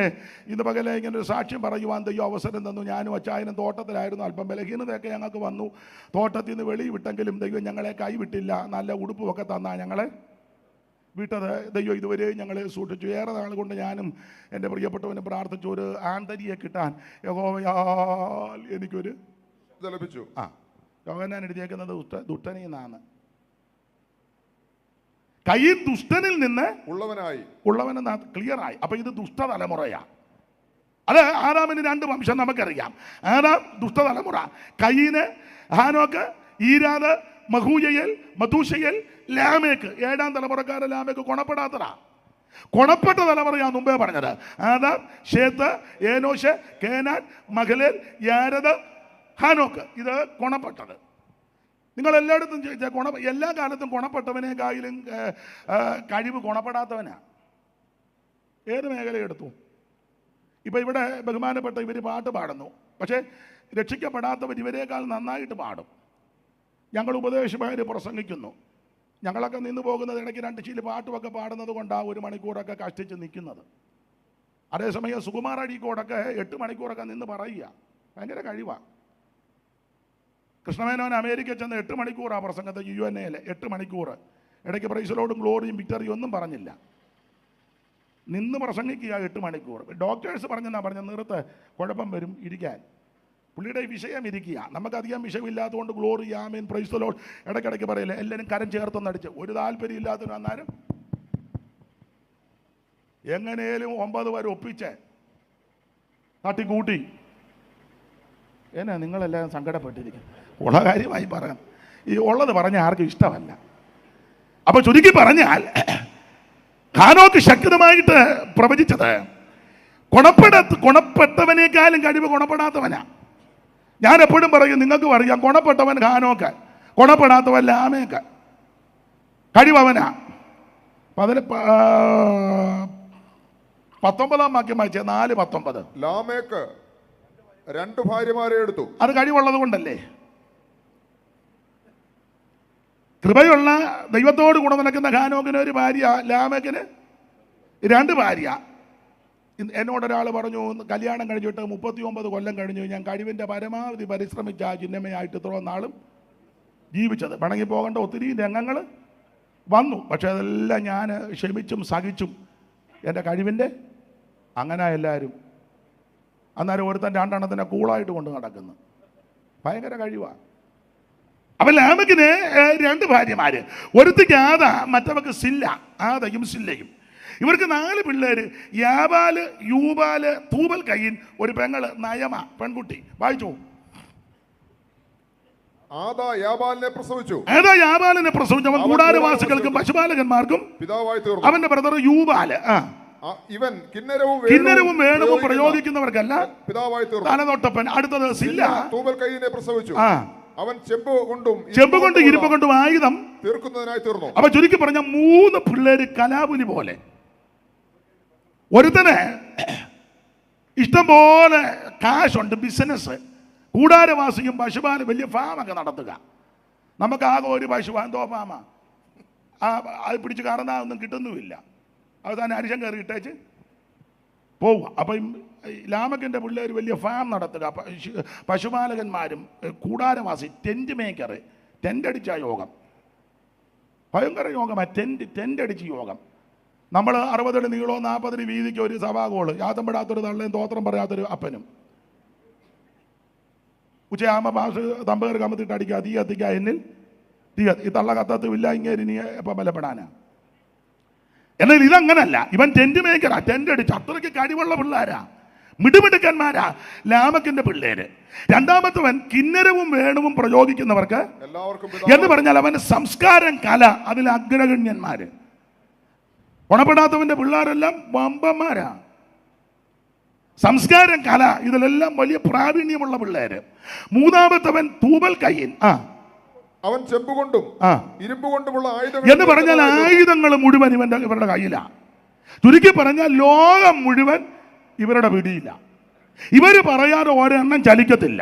കാശ് അവരുടെ കയ്യിൽ, വ്യവസായം അവരുടെ കയ്യിൽ, അവൻ ബിസിനസ് മേഖല, രാഷ്ട്രീയം, സംസ്കാരം മുഴുവൻ അവരുടെ കയ്യിൽ, ആയുധമല്ല.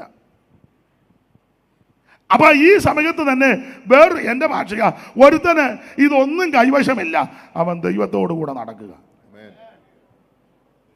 ദൈവത്തോടു കൂടെ. ഞാൻ നിങ്ങൾ ഏത് വിഭാഗത്തിലാണെന്ന് ഇന്ന് രാത്രി ഒരു പുനഃപരിശോധന നടത്തി വെച്ച് വേണം ഈ കൺവെൻഷൻ കഴിഞ്ഞ് പോകാൻ. പോകല്ല, അങ്ങനെ നടക്കണം. ദൈവത്തോട് കൂടെ നടക്കുക. അപ്പം ദൈവത്തോട് കൂടെ നടക്കുന്ന ഹാനോക്ക് ശക്തമായിട്ട് പ്രവചിച്ചു. എന്തുവാ പ്രവചിച്ചത്? പത്തുകെട്ട് നടക്കുന്നവർക്കെതിരെ ശക്തമായി പ്രവചിച്ചു. ഇതെല്ലാവർക്കും ഒന്നും ഇഷ്ടപ്പെട്ടില്ല, വിശേഷിച്ച് ലാമേക്കിന് ഇഷ്ടപ്പെട്ടില്ല. അയാളുടനെ അയാളുടെ ഭാര്യമാരോട് വീരകഥകൾ പറഞ്ഞു. ലാമക്ക് തന്റെ ഭാര്യമാരോട്, വായില് ആദയും സില്ലയുമായുള്ളവരെ എന്റെ വാക്ക് കേൾപ്പീൻ, ലാമേക്കിൻ ഭാര്യമാരെ എന്റെ വചനത്തിന് ചെവി തരുവിൻ. അപ്പൊ നിർത്തിക്കേ, ഈ ഹാനോക്ക് ദൈവത്തോട് കൂടെ നടക്കുക. നിങ്ങൾ 5-ാം അധ്യായം പഠിച്ചാൽ ഇങ്ങനെ കാണുന്ന ഓരോ കണ്ണികയ്ക്കെത്തും. ഇന്നയാളെ ജനിപ്പിച്ചിട്ട് ഇത്ര കൊല്ലം ജീവിച്ചിരുന്ന പുത്രന്മാരെയും പുത്രിമാരെയും ജനിപ്പിച്ചു. ഇയാളുടെ ആയുഷ്കാലം ഇത്ര, പിന്നെ അവൻ മരിച്ചു. അങ്ങനല്ലേ ഒരു കണ്ണിക വായിച്ചേ. ഷേത്തിന്റെ കാര്യം. ഷേത്തിന് 105 വയസ്സായപ്പോൾ അവൻ ഏനോശിനെ ജനിപ്പിച്ചു. ശ്രദ്ധിച്ചു കേൾക്കണം. ഏനോശിനെ ജനിപ്പിച്ച ശേഷം 807 സംവത്സരം ജീവിച്ചിരുന്നു. പിന്നെ ജീവിച്ചിരുന്ന് പുത്രന്മാരെയും പുത്രിമാരെയും ജനിപ്പിച്ചു. അടുത്തത് ശേത്തിന്റെ ആയുഷ്കാലം ആകെ 912 സംവത്സരമായിരുന്നു. അടുത്തത് പിന്നെ അവൻ മരിച്ചു. അടുത്ത കണ്ണിയും കൂടെ വായിച്ച ഏനോശിന് 90 വയസ്സായപ്പോൾ അവൻ കേനാനെ ജനിപ്പിച്ചു. കേനാനെ ജനിപ്പിച്ച ശേഷം ഏനോശ് 815 സംവത്സരം ജീവിച്ചിരുന്ന പുത്രന്മാരെയും പുത്രിമാരെയും ജനിപ്പിച്ചു. ഏനോശിന്റെ ആയുഷ്കാലം ആകെ 925 സംവത്സരമായിരുന്നു. അടുത്തത് പിന്നെ അവൻ മരിച്ചു. ഈ കണ്ണികയെല്ലാം വായിക്കുമ്പോ എങ്ങനാ, ഇന്നയാളെ ജനിപ്പിച്ചു, പിന്നെ ഇത്ര കൊല്ലം ജീവിച്ചിരുന്ന് പിന്നെയും പിള്ളേരെ ജനിപ്പിച്ചു, പുള്ളിയുടെ ആയുഷ്കാലം ഇത്ര, പുള്ളി ചത്തു, മരിച്ചു. എന്നാൽ ഹാനോക്കിന്റെ വിഷയം വരുമ്പോ അങ്ങനല്ല എഴുതിയിരിക്കുന്നത്. വായിച്ചേ. ഹാനോക്കിന്റെ ആയുഷ്കാലമാകെ 365 സംവത്സരമായിരുന്നു. അടുത്തത് ഹാനോക്ക് ദൈവത്തോട് കൂടെ നടന്നു. അല്ലല്ല, കണ്ണിക തുടങ്ങുന്നത് ഹാനോക്കിന് 65 വയസ്സായപ്പോൾ അവൻ മെഥൂശലേഖിനെ ജനിപ്പിച്ചു. അടുത്തത് മെഥൂശലേഖിനെ ജനിപ്പിച്ച ശേഷം മറ്റുള്ളവരുടെ എല്ലാം എഴുതിയിരിക്കുന്നത് ഇന്നയാളെ ജനിപ്പിച്ച ശേഷം ഇത്ര കൊല്ലം ജീവിച്ചിരുന്ന പുത്രന്മാരെയും പുത്രിമാരെയും ജനിപ്പിച്ചെന്ന. പക്ഷെ ഹാനോക്കിനെ പറ്റി എന്തുവാ എഴുതിയാക്കുന്നത്? മെഥൂശലേഖിനെ ജനിപ്പിച്ച ശേഷം ഹാനോക്ക് 300 സംവത്സരം ദൈവത്തോട് കൂടെ നടന്നു. എങ്ങനെയുണ്ട്? മറ്റുള്ളവരുടെ എല്ലാം എഴുതിയിരിക്കുന്നത് ഇന്നയാൾ ജനിപ്പിച്ച ശേഷം പിന്നെ ഇത്ര കൊല്ലം ജീവിച്ചിരുന്ന് പുത്രന്മാരെ പുത്രിമാരെ ജനിപ്പിച്ചു. പക്ഷേ ഹാനോക്കിനെ പറ്റി അങ്ങനല്ല എഴുതിയിരിക്കുന്നത്. മെഥൂശലേഖനെ ജനിപ്പിച്ച ശേഷം 300 കൊല്ലം ദൈവത്തോട് കൂടെ നടന്നെന്നാ. Price the Lord. എന്ന് പറഞ്ഞാൽ മെഥൂശലേഖ ജനിച്ചു കഴിഞ്ഞിട്ട് പുള്ളി പിന്നെ ഭൗതിക വിഷയത്തിന് വലിയ താല്പര്യം ഒന്നും കൊടുക്കുന്നില്ല. നമ്മളാണ് അതിനാ കൂടുതലും. ഇതെല്ലാം കഴിഞ്ഞേച്ചാ പിന്നെ 2 മണിക്കൂർ ശുശ്രൂഷയ്ക്ക്. എല്ലാവരുടെയും കാര്യമല്ല. പിണങ്ങാതിരിക്കാൻ ഒരു കാര്യം പറയാം, പിണങ്ങിയാലും എനിക്കൊന്നുമില്ല. പണ്ടൊരാൾ എവിടാന്നൊന്നും പറയുന്നില്ല, ഞാനും ഉണ്ട്. വർഷങ്ങൾക്ക് മുമ്പാ പുള്ളി വന്ന് പ്രസംഗിച്ചു. വെളിനാട്ടിൽ നിന്ന് വന്നതാ, പഴയ ആളാ. പുള്ളി പറഞ്ഞു, ദൈവം എന്നെ നടത്തി, അതൊക്കെ നല്ല കാര്യം നടത്തി. എനിക്ക് 12 മക്കളെ ദൈവം തന്നു. കാരണം ആദ്യത്തെ ഭാര്യ മരിച്ചു, പിന്നെ ഒരു ഭാര്യയെ ഒരു സഹോദരിയൊക്കെ 2 കുടിയിലും കൂടെ 12 മക്കളെ ദൈവം തന്നു. ദൈവത്തിൻ്റെ മഹാകൃപ കൊണ്ട് അനേക സഭകളിലൊക്കെ ഇരുന്ന് ഈ കുഞ്ഞുങ്ങളെയെല്ലാം ചെറുപ്പം മുതലേ വളർത്തി പഠിപ്പിച്ച് പ്രാപ്തരാക്കി അവർക്കെല്ലാം ജോലിയും ഒക്കെ കിട്ടി. അവർക്ക് സമയമായപ്പോൾ വിവാഹമെല്ലാം ആലോചിച്ചു. അതെല്ലാം 12 പേർക്കും നടത്തി. അവരുടെ മക്കളുടെ കാര്യമൊക്കെ ഏറെക്കുറെ നോക്കുവാനും അവരെ എല്ലാം നല്ല നിലയിലാക്കുവാൻ ദൈവം എനിക്ക് കൃപ നൽകി. ഇതെല്ലാം പറഞ്ഞു വെച്ച് തുടക്കത്തിലെ പുള്ളി പറഞ്ഞു, ഞാൻ 55 കൊല്ലമായിട്ട് കർത്താവിൻ്റെ വേല ചെയ്യുകയാണ് ഫുൾ ടൈം. അപ്പം ഞങ്ങളുടെ സഭയിലൊരു അച്ചായൻ പറഞ്ഞു, പാസ്റ്ററെ 55 കൊല്ലമായിട്ട് വേല ചെയ്യുന്ന പറഞ്ഞിട്ട് ഇത്രയും പിള്ളേരെ ജനിപ്പിച്ച് വളർത്തി പഠിപ്പിച്ച് കല്യാണം കൊടുപ്പിച്ച് വേല ചെയ്യാൻ ഇവിടെ സമയം കിട്ടിയെന്ന്.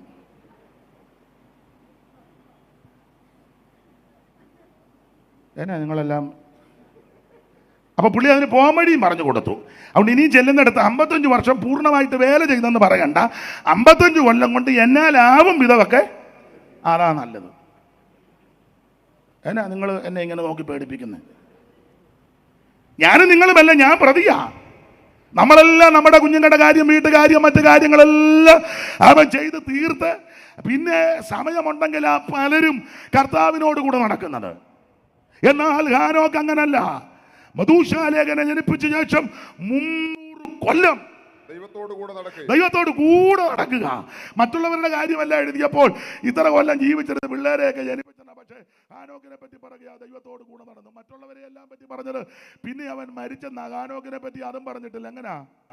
ദൈവത്തോട് കൂടെ നടന്നു. ദൈവം അവനെ അങ്ങ് എടുത്തുകൊണ്ടെന്ന്. മറ്റുള്ളവരെ പറ്റി എല്ലാം പിന്നെ അവൻ മരിച്ചു. ആദാം മരിച്ചു, ശേത്ത് മരിച്ചു, ഏനോശ് മരിച്ചു, കേനാൻ മരിച്ചു, മഗലേൽ മരിച്ചു, യാരദ് മരിച്ചു, മെഥൂശലേഖ് മരിച്ചു, ലാമക്ക് മരിച്ചു, നോഹ മരിച്ചു. പക്ഷേ ദൈവത്തോട് കൂടെ നടന്നവന്റെ കാര്യം പറയുക, ഞാൻ മരിച്ചില്ല, ദൈവം അവനെ എടുത്തു. വേദപഠിതാക്കളിൽ ചിലർ പറയുന്നത് എടുക്കാൻ കാര്യമുണ്ട്. ഈ ഹാനോക്ക് ശക്തമായി പ്രവചിച്ചു ഭക്തിവിരുദ്ധത്തിനെതിരെ, ഭക്തി കെട്ട് നടക്കുന്നവർക്കെതിരെ. അത് ലാമേക്കിന് ഇഷ്ടപ്പെട്ടില്ല. അപ്പൊ ലാമക്ക് തന്റെ ഭാര്യമാരോട് പറഞ്ഞു, ലാമക്ക് തന്റെ ഭാര്യമാരോട്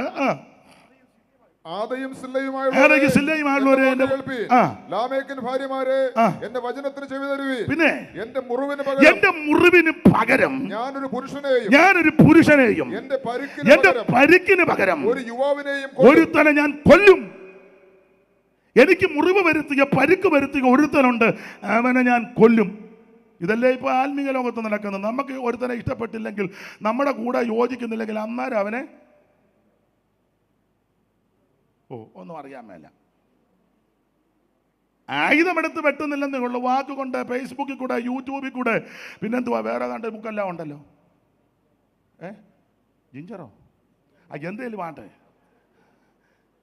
അവനെ കൊല്ലുകല്ലേ. ഇന്ന് രാത്രി ഞാൻ നിങ്ങളും എല്ലാം ശ്രദ്ധിക്കണം. നമ്മുടെ ജീവിതത്തെ ഒന്ന് ശോധന ചെയ്യണം. ഇവന് പരിക്ക് വരുത്തിയ മുറിവ് വരുത്താൻ കാര്യമെന്നാ? ക്രമം കെട്ട് നടക്കുക. അത് ഹാനോക്ക് പ്രവചിച്ചു ഇതിനെതിരെ. അപ്പൊ ഇവൻ പറയും, എനിക്ക് പരിക്ക് വരുത്തി, എനിക്ക് മുറിവ് വരുത്തി, അവനെ ഞാൻ തട്ടുമെന്ന് പറയാൻ കാര്യം, തട്ടാനുള്ള എല്ലാ സാധ്യതയുണ്ട്. മൂത്ത മോന് കാശ് ഇഷ്ടം പോലെ ഉണ്ട്, ബിസിനസ്സാ, കൂടാരവാസി, ഫാമൊക്കെ നടത്തുക, ഇഷ്ടം പോലെ കാശ്. രണ്ടാമത്തെ മോനെ സാംസ്കാരിക വലിയ പിടുത്തമുള്ളവ, മന്ത്രിമാരും MLA-മാരും MP-മാരും ഒക്കെ ആയിട്ട് അതിലെ കൺവെൻഷൻ നടക്കുമ്പോൾ ഓരോന്നിനെ വലിച്ചു കയറ്റിക്കൊണ്ട് വരുന്നേ കണ്ടിട്ടില്ലേ? ഒന്നും അറിയാൻ മേല. എടാ, പെന്തിക്കോസ്തുകാരുടെ സഭായം നടത്തുമ്പം അങ്ങനെയുള്ള ഒരു രാഷ്ട്രീയക്കാരെയും ശുശ്രൂഷയുടെ വേളയിൽ ഇടം കൊടുക്കരുത്, മാറ്റിയിരുത്തണം. ആരോട് പറയാന്? ഇഷ്ടപ്പെട്ട പാർട്ടിക്ക് വോട്ട് ചെയ്യണം. ഇത് മകനീയ ശുശ്രൂഷയാണ്. ഇവിടെ കുരിശും കൊട ഊത്തും ആട്ടും പുകയൊന്നുമില്ലെങ്കിലും മഹാദൈവത്തിന്റെ സാന്നിധ്യമാണ്. അത് കുമ്പനാട്ടാന്നേലും കൊള്ളാം, പുനലൂരാന്നേലും കൊള്ളാം, തിരുവല്ലായിലാന്നേലും കൊള്ളാം, മുളക്കുടയിലാന്നേലും കൊള്ളാം, ഏത് സ്ഥലത്താന്നേലും കൊള്ളാം. ശുശ്രൂഷ നടക്കുമ്പോൾ ഒറ്റ രാഷ്ട്രീയക്കാരെ അവർക്ക് വേറെ സമയം കൊടുക്ക്. അവർ നല്ല മനുഷ്യരെ, അവരോട് പറഞ്ഞാൽ അവർക്ക് മനസ്സിലാകും. ഇത് അന്നേരം സ്വോത്രം പറയാത്തവനും കൈയടിക്കാത്തവനും അന്നേരം അവർ പാട്ട് തള്ളിക്കൊണ്ട് കയറി വരുന്ന കണ്ടോ? ആ സമയത്ത് ഇവൻ അതുവരെ അവിടെ പമ്മിയിരിക്കും. എന്നാ നിങ്ങൾ എന്നെ ഇങ്ങനെ നോക്കുന്നേ?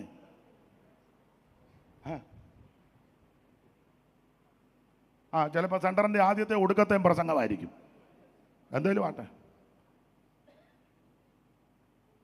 ഇഷ്ടപ്പെട്ട പാർട്ടിക്ക് വോട്ട് ചെയ്തോണം, ഭരിക്കുന്നവർക്ക് വേണ്ടി പ്രാർത്ഥിക്കണം. പക്ഷേ ശുശ്രൂഷ നടക്കുമ്പോൾ പാടില്ല. അത് ചെയ്താൽ ദൈവം നിന്നെ എല്ലാം അടിക്കും. ഇനി എന്നെ അടിക്കാൻ അടി കൊണ്ട് പുളിയും കുടിച്ച് കിടക്കുക. ഇനി എവിടെ നിന്ന് അടിക്കാനാ കുഞ്ഞാണിച്ച? അടി കൊണ്ട് അവൻ്റെ എല്ലാം ആ പീസ് പൂട്ടി വാരിയെല്ലാം ഒടിഞ്ഞിരിക്കുക. ഇത്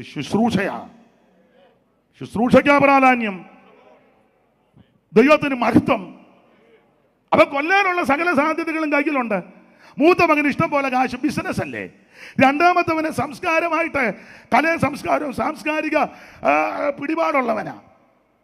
മൂന്നാമത്തവന് ആയുധമുണ്ട്, ചെമ്പ് ഇരുമ്പം കൊണ്ട് AK-47 വരെ കാണും.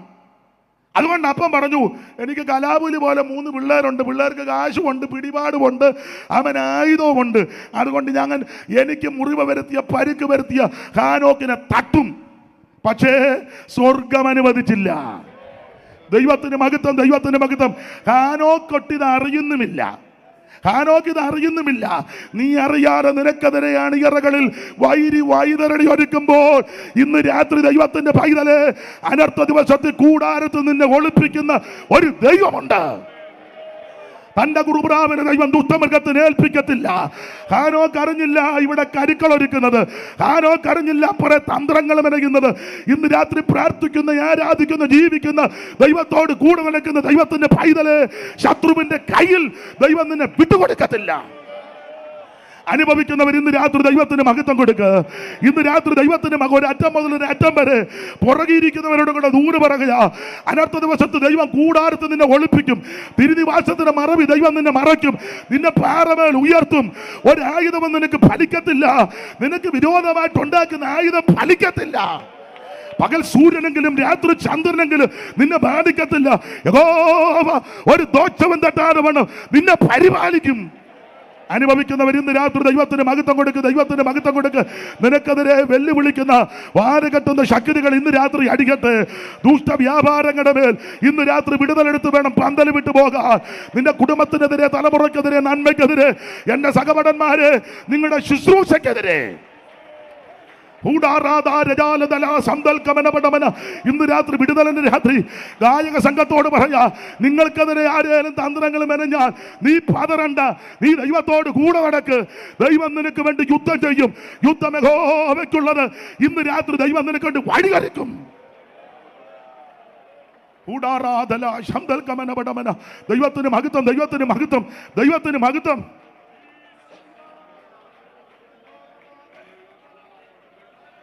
ഹല്ലേലൂയ.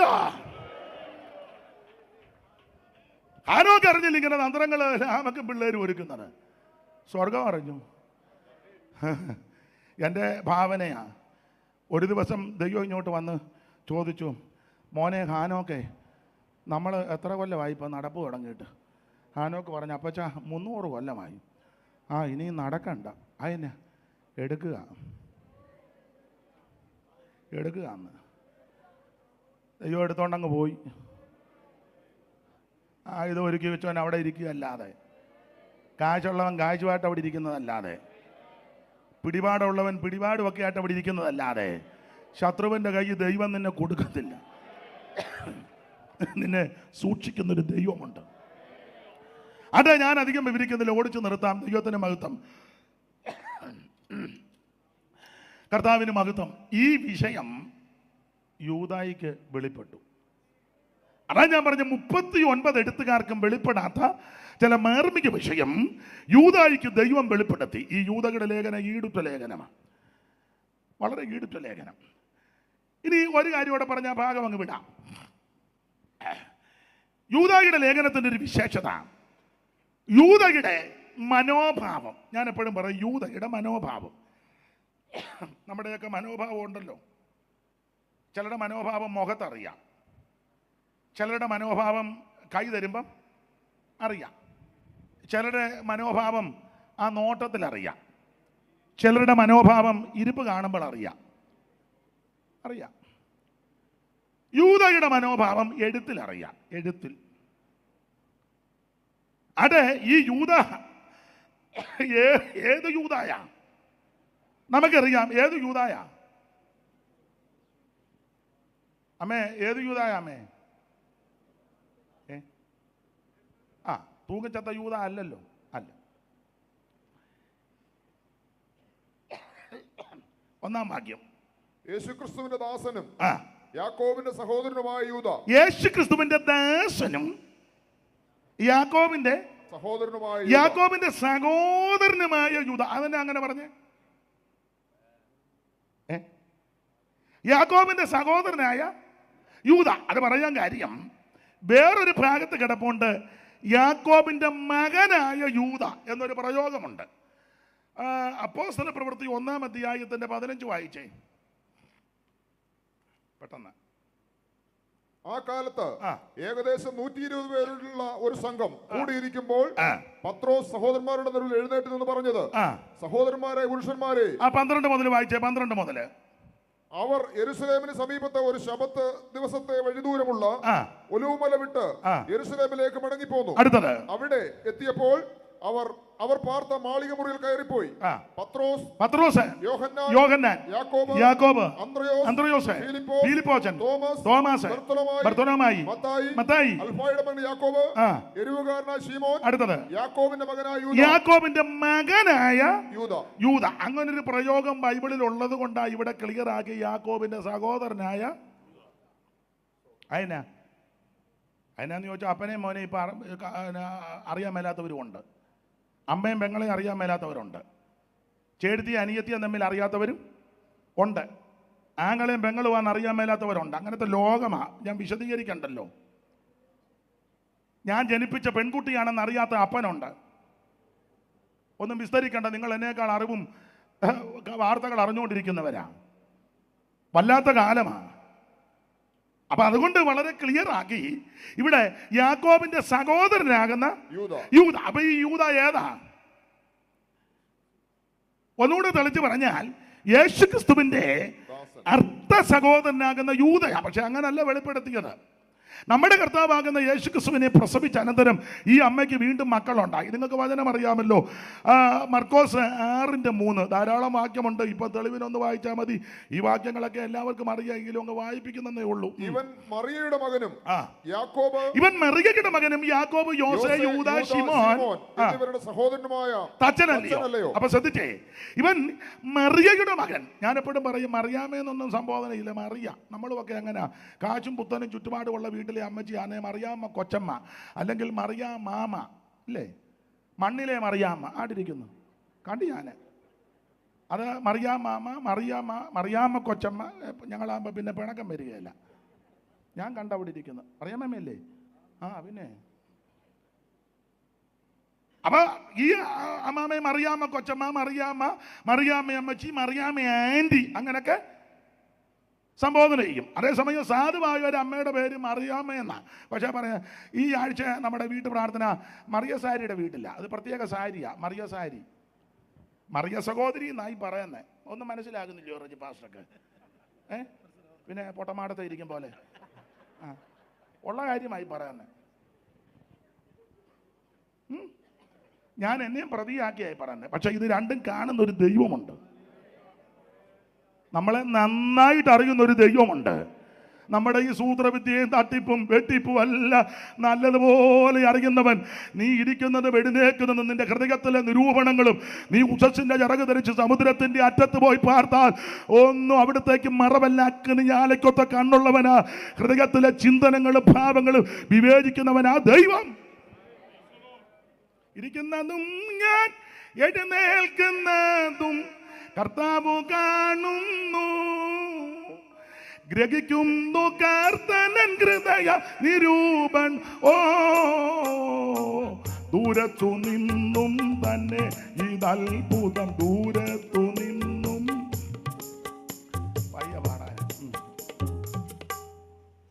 അപ്പൊ ഇരിക്കുന്നത് എഴുന്നേൽക്കുന്നതൊക്കെ കർത്താവ് അറിയുന്നുണ്ട്.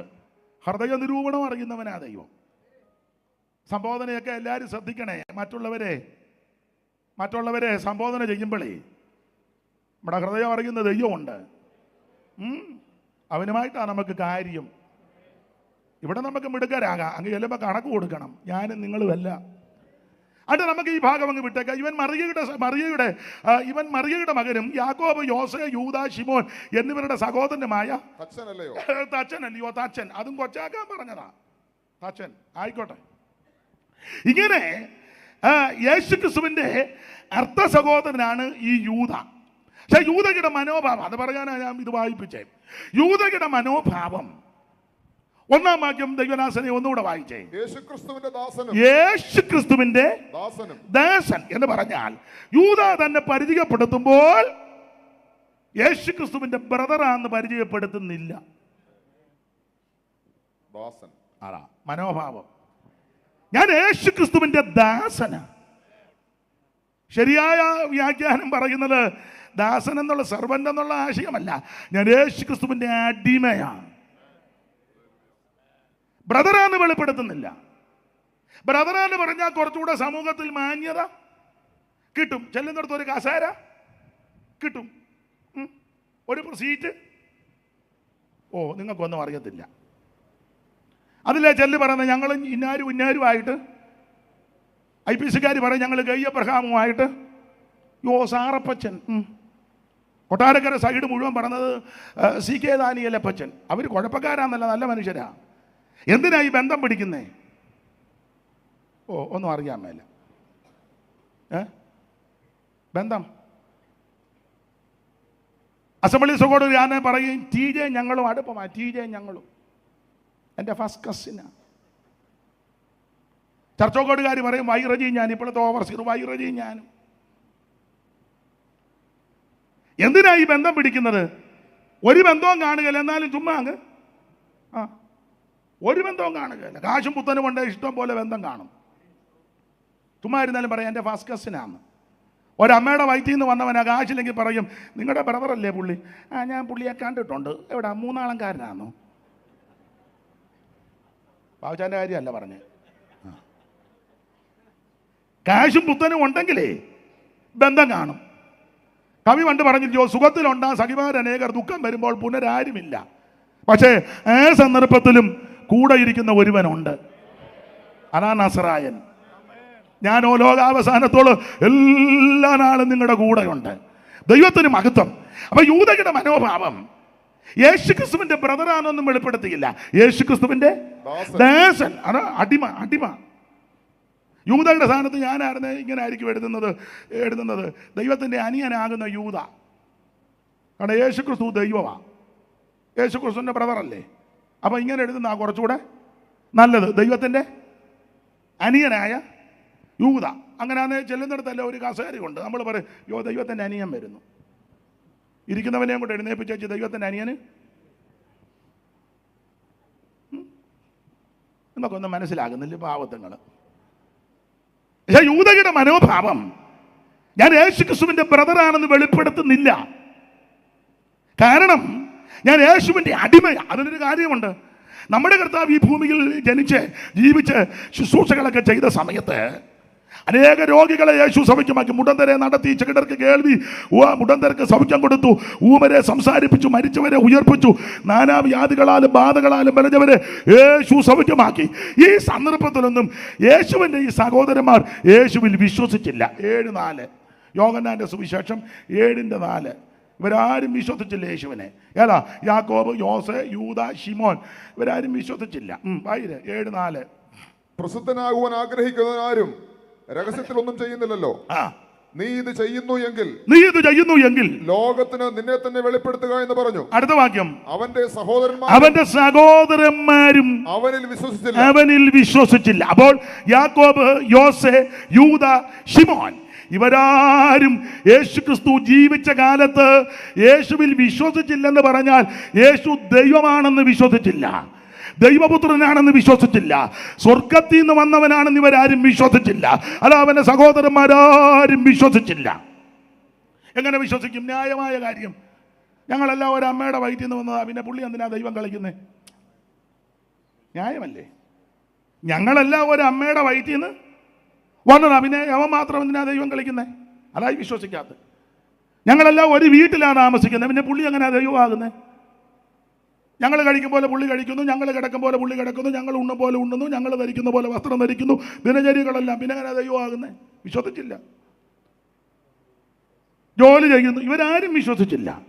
എൻ്റെ ഭാഷയാ. എന്നാൽ നമ്മുടെ കർത്താവാകുന്ന യേശുക്രിസ്തു കൊരിന്ത്യർ ലേഖനം 15 പറയും പോലെ തിരുവെടുത്ത പ്രകാരം ജനിച്ച്, തിരുവെടുത്ത് പറഞ്ഞതുപോലെ ജീവിച്ച്, തിരുവെടുത്ത് പറഞ്ഞതുപോലെ മരിച്ച്, തിരുവെടുത്ത് പറഞ്ഞതുപോലെ അടക്കി, തിരുവെടുത്ത് പറഞ്ഞതുപോലെ 3-ാം ദിവസം ഉയർത്തു. അവിടുന്ന് ഉയർത്തിട്ട് ആദ്യം മറിയാമയ്ക്കാ പ്രത്യക്ഷപ്പെട്ടത്. ആദ്യം മറിയയ്ക്ക്, പിന്നെ ഒരു വിഷയം തെളിയിക്കാനാ കൊരിന്ത്യർ ലേഖനത്തിൽ ആദ്യം കേബാവിന് അപ്പൊ ആദ്യം മറിയയ്ക്ക് പ്രത്യക്ഷപ്പെട്ടു. മറിയ, സ്തോത്രം. അപ്പോൾ ഈ വിഷയം തെളിയിക്കാൻ ഇവിടെ കേബാവിനെന്ന് കൊടുത്തിരിക്കുന്ന ഒരു വിഷയം തെളിയിക്കാൻ കൊടുത്തതാ. ഒരു പഴയ പാട്ടുണ്ട്, മേരിയനുയായികൾക്കും പ്രത്യക്ഷമായി പ്രിയ ദിനമോദി, മേരിയനുയായികൾക്കും പ്രത്യക്ഷമായി പ്രിയ ദിനമോദി, ഉയർത്തെഴുന്നേറ്റൊരു വാർത്തമൽ സോദര വൃന്ദത്തോടറിയിക്കുവി. സ്വർലോകരാജൻ സ്വർലോകരാജൻ സ്വർലോകരാജൻ സ്വർലോകരാജൻ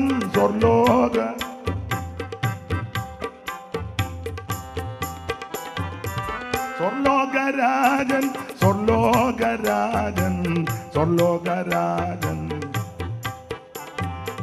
വാതിലടച്ചിരിക്കെ മധ്യത്തിലെ ശുഭനാജ്ഞ നൽകി. വാതിലടച്ചിരിക്കെ മധ്യത്തിലെ ശുഭനാജ്ഞ നൽകി. അഞ്ചിടാതെ നിങ്ങൾ ധൈര്യപ്പെട്ടിടുവിൻ എന്ന് ഞാൻ കൂടെയുണ്ട്.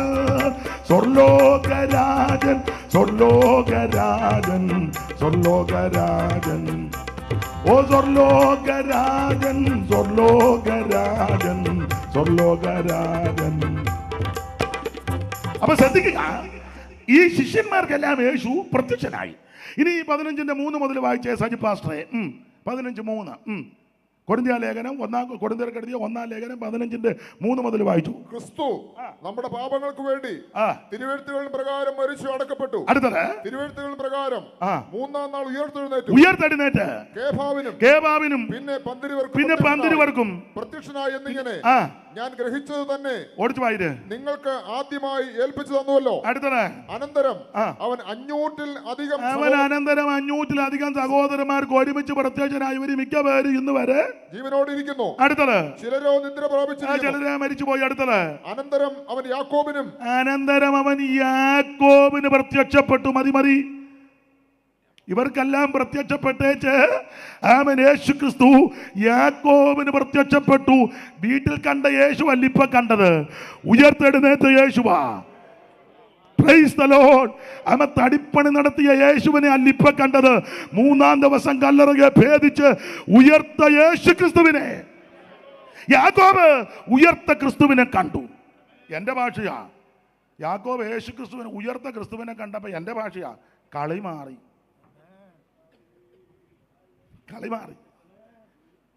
സഹോദരന്മാരാരും ആദ്യം വിശ്വസിച്ചില്ല. എൻ്റെ ഭാഷയാ, വിസ്തരിക്കുന്നില്ലെങ്കിൽ ഇങ്ങനെ യാക്കോബ് യേശു ക്രിസ്തുവിനെ കണ്ടേച്ച് വീട്ടിൽ ചെന്ന് പറഞ്ഞു, എടാ യോസേ, യൂദ, ശിമോനെ, നമ്മൾ ഉദ്ദേശിച്ച ആളല്ല.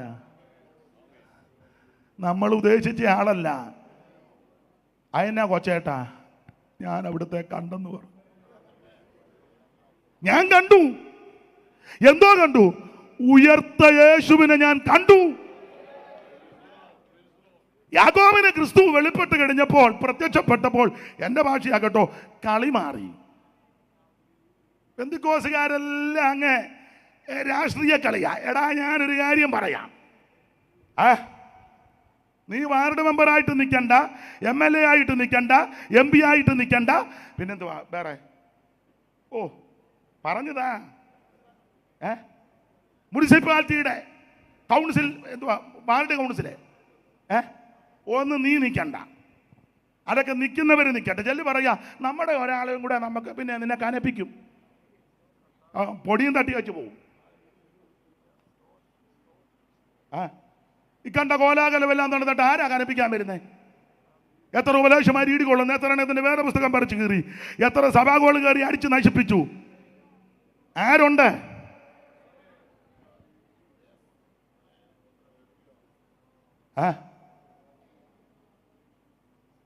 അതൊക്കെ നിൽക്കുന്നവർ നിൽക്കട്ടെ. ഇഷ്ടപ്പെട്ട പാർട്ടിക്ക് നീ വോട്ട് ചെയ്തു, നിനക്ക് രക്ഷ വരുന്ന ഉയരത്തിൽ നിന്നാണ്, നിനക്ക് ദൈവമാ രക്ഷ തരുന്നത്. അപ്പൊ ചെയ്യേണ്ട കാര്യം ഞാനങ്ങ് പറയും, ഇഷ്ടമുണ്ട് യോജിച്ചാ മതി, വേണേ മതി. ഇവിടെ ആര് ഭരിച്ചാൽ എന്നാ, ഭരിക്കട്ടെ.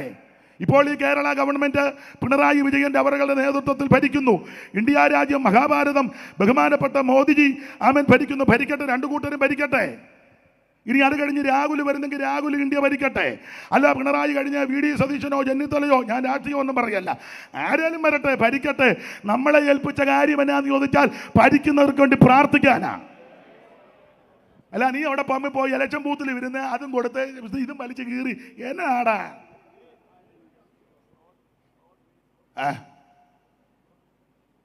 എന്നാ എല്ലാവരും ചിലതൊക്കെ ഇന്ന് പരുങ്ങുന്നേ. ഒരു കാര്യം പറയാം, ഇഷ്ടമുണ്ടേ വിശ്വസിച്ചാ മതി, ഇഷ്ടമുണ്ടേ യോജിച്ചാ മതി. യാക്കോബിന് ഉയർത്തെഴുന്നേറ്റ ക്രിസ്തു പ്രത്യക്ഷപ്പെട്ടപ്പോ കളി മാറി. ബഹുമാനപ്പെട്ട പിണറായി വിജയൻ അവർക്ക് യേശു ക്രിസ്തു എന്ന് പ്രത്യക്ഷപ്പെട്ടാ മതി. VD സതീശന് യേശു ക്രിസ്തു പ്രത്യക്ഷപ്പെട്ടാ മതി. സ്തോത്രം. ഇന്ത്യയുടെ ഭരണ സാരഥിയായിരുന്ന നരേന്ദ്രമോദി അവർക്ക് യേശു ക്രിസ്തു എന്ന് പ്രത്യക്ഷപ്പെട്ടാ മതി. അമിത് ഷായ്ക്ക് യേശു ക്രിസ്തു പ്രത്യക്ഷപ്പെട്ടാ മതി.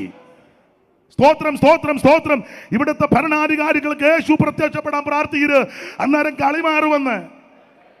ഒന്നിനും വിശ്വാസവും ഇല്ല. ഒരു പ്രത്യാശയില്ല, ചുമ്മാ വന്ന് കസേര നിറച്ചിരിക്കുന്നല്ലാതെ ചുമ്മാ. നിങ്ങൾക്കും വിശ്വാസമില്ലേ? യേശു ക്രിസ്തു വെളിപ്പെടട്ടെ, യേശു ക്രിസ്തു ഉയർത്തപ്പെടട്ടെ, സുവിശേഷ വിരോധികൾക്ക് യേശു പ്രത്യക്ഷപ്പെടട്ടെന്ന് മതഭ്രാന്തന്മാർക്ക് യേശു പ്രത്യക്ഷപ്പെടട്ടെ. ജാതികളുടെ മതത്തിന്റെ മർഗത്തിന്റെ മരണത്തിന്റെ പേര് പറഞ്ഞ് മനുഷ്യൻ അന്യോന്യം വെട്ടുകയും കുത്തുകയും കൊല്ലുകയും ചെയ്യുമ്പോൾ ഇന്ന് രാത്രി അവർക്കെല്ലാം യേശു പ്രത്യക്ഷപ്പെടട്ടെ. ആത്മാർത്ഥമായി പ്രാർത്ഥിക്ക്. സകല മനുഷ്യർക്ക് ക്രിസ്തുവേശു പ്രത്യക്ഷപ്പെടട്ടെ. യേശു ക്രിസ്തു പ്രത്യക്ഷപ്പെട്ടാൽ കളി മാറും. അല്ല, നീ ഇവിടെ ആരെ നിർത്തി ജയിപ്പിച്ചാലും എന്നാ തർക്കം വല്ല ഉണ്ടേ പറ. ദൈവത്തിന് മഹത്വം. നിങ്ങൾ എന്നാ സങ്കടപ്പെട്ട് ശരിയല്ലേ പറയുന്നത്?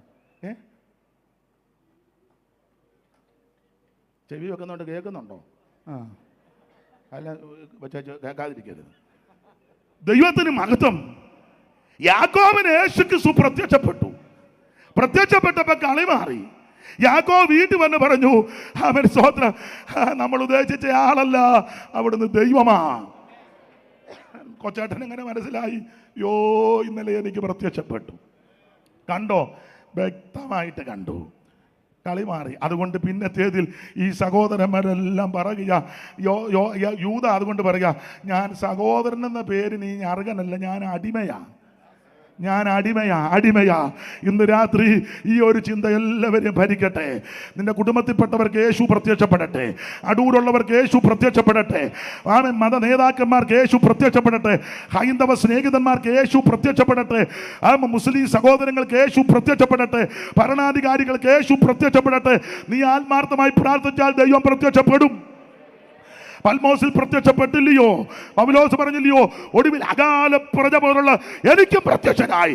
അങ്ങനെങ്കിൽ വിശ്വസിച്ച് ഇന്ന് രാത്രി സ്തോത്രം ചെയ്യ്. അവൻ കർത്താവ് എന്ന് വെളിപ്പെടട്ടെ. യേശു എന്ന് പ്രത്യക്ഷപ്പെടട്ടെ.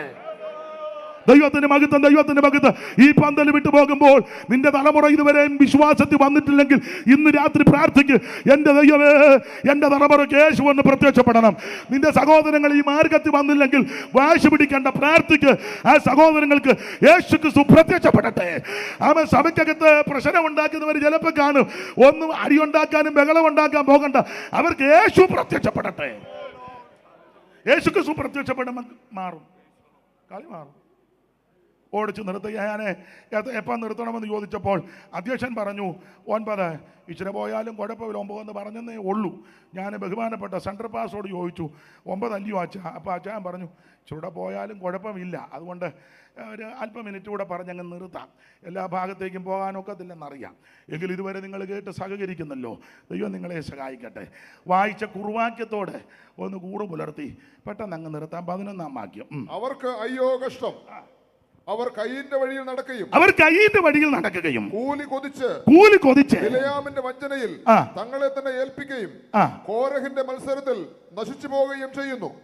അപ്പോൾ ഈ യാക്കോബിന്റെ യൂദയുടെ മനോഭാവം, ഒന്ന്, ഞാൻ യേശു ക്രിസ്തുവിന്റെ ബ്രദറാണെന്ന് വെളിപ്പെടുത്തിയില്ല, മറിച്ച് യേശു ക്രിസ്തുവിന്റെ ദാസൻ, അടിമ. രണ്ടാമത്തെ മനോഭാവം കൂടെ പറഞ്ഞ 11-ാം വാക്യത്തിലോട്ട് വരാം. രണ്ടാമത്തെ മനോഭാവം 3-ാം വാക്യം ഒന്ന് വായിച്ചേ. 3. പ്രിയരെ, നമുക്ക് പൊതുവിലുള്ള രക്ഷയെക്കുറിച്ച് നിങ്ങൾക്ക് എഴുതുവാൻ സകല പ്രയത്നവും ചെയ്യുകയും. നിങ്ങൾ ആ പദം ശ്രദ്ധിച്ചോ? യൂദ പറയുകയാ, പ്രിയരെ, നമുക്ക് പൊതുവിലുള്ള രക്ഷയെക്കുറിച്ച് നിങ്ങൾക്ക് എഴുതുവാൻ എന്ന് പറഞ്ഞാൽ യൂദ എഴുതിയിരിക്കുന്നതിന്റെ ഉദ്ദേശം, ഞാനും യാക്കോബും യോസേയും ശിമോനുമെല്ലാം ഞങ്ങൾ കുടുംബക്കാരാ. ഞങ്ങളുടെ ബ്രദറായ യേശു, ഞങ്ങൾ വീട്ടുകാരാ, കുടുംബക്കാരാ.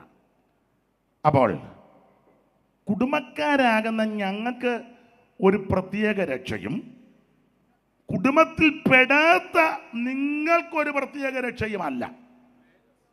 കുടുംബത്തിൽപ്പെട്ട ഞങ്ങൾക്കും കുടുംബത്തിൽ പിറക്കാത്ത നിങ്ങൾക്കും നമുക്കെല്ലാം കൂടെ ഒരൊറ്റ രക്ഷ, പൊതുവിലുള്ള രക്ഷ, ഒരേ ഒരു രക്ഷകൻ, ഒരേ ഒരു രക്ഷിതാവ്, ഒരേ ഒരു വീണ്ടെടുപ്പുകാരൻ, അത് നസറായനാകുന്ന യേശു ക്രിസ്തു. ഞാൻ ഇന്ന കുടുംബത്തിൽപ്പെട്ടതാ, അതുകൊണ്ട് ഞങ്ങൾക്ക് രക്ഷ വേണ്ടെന്ന് ആരും കരുതരുത്. ഞങ്ങൾ മുതലാളി കുടുംബത്തിൽപ്പെട്ടതാ. അടൂർ കൂടുതലും മുതലാളി കുടുംബം. കൊല്ലം ഏരിയയായിട്ട് പോയാൽ പണിക്കരെ, നിങ്ങൾക്കൊന്നും അറിയാൻ മേല. പിന്നെ അങ്ങ് കായംകുള കരുനാഗപ്പള്ളി ഏരിയ വൈദ്യന്മാര് സ്ഥാനപ്പേരുകളാ. ആയിക്കോട്ടെ, ഇപ്പോൾ ഉടക്കുണ്ടാക്കാനല്ല. ഞങ്ങൾ പകലോമുറ്റമാ, ശങ്കരപുരിയാ, കാളികാവാ, കളീക്കല, കൊച്ചു കളീക്കല, ഞങ്ങൾ ആയില്യമാ, കുരുടാമണ്ണ, വട്ടശ്ശേരിയാ, ഇതെല്ലാം പറഞ്ഞിരിക്കുകയല്ലയോ. ഞങ്ങൾ കുടുംബക്കാരാ. തോമാശ്ലീഹ ഞങ്ങളുടെ കുടുംബത്തിലാ വന്നത്. നീ സ്വർഗത്തിൽ പോണേ, രക്ഷിക്കപ്പെടണം. അച്ഛനുണ്ട്, ജമ്മാച്ചനുണ്ട്, കപ്പിയാറുണ്ട്, കൈക്കാരനുണ്ട്, സെൻട്രൽ പാസ്റ്ററുണ്ട്, അല്ലെങ്കിൽ പ്രസിഡന്റുണ്ട്, ആ മെത്രാൻ ഞങ്ങളുടെ ആളാ, തിരുമേനി അവരുടെ കാര്യം തന്നെ പരുങ്ങല. സ്വർഗത്തിൽ പോകണമെങ്കിൽ സകല എണ്ണവും രക്ഷിക്കപ്പെടണം. മറ്റൊരുത്തനിലും രക്ഷയില്ല. യേശു ക്രിസ്തു മാത്രം രക്ഷകൻ. അപ്പൊ യൂദ പറയുക പൊതുവിലുള്ള രക്ഷ. ഇതാ യൂദയുടെ മനോഭാവം. കുടുംബക്കാർക്ക് പ്രത്യേക പരിഗണനയൊന്നും സ്വർഗത്തിൽ പോകാനില്ല. സ്തോത്രം. അതൊക്കെ ഇവിടെ ഉള്ളൂ. സ്വർഗത്തിൽ പോണേ സകലർക്കും ഒരൊറ്റ രക്ഷ, പൊതുവിലുള്ള രക്ഷ. എന്നിട്ട് 11-ാം വാക്യത്തിൽ ദുരുപദേശത്തിനെതിരെയായി ഇത് പറഞ്ഞത്. ദുരുപദേശക്കാർ സഭയ്ക്കകത്ത് നുഴഞ്ഞു കയറി എന്ന 3-ാം വാക്യമുണ്ട്. ഇവർക്കെതിരെ പറഞ്ഞ 3 പേരുടെ പേരാ. കയീന്, ബിലയാമ്, പിന്നെ കോരഹ്. 3 നല്ല പറ്റിയ പുള്ളിക്കാരാ. കയീന്റെ വഴി. എന്തുവാ കയ്യിൻ്റെ വഴി? എല്ലാം വിവരിക്കാൻ നേരമില്ല.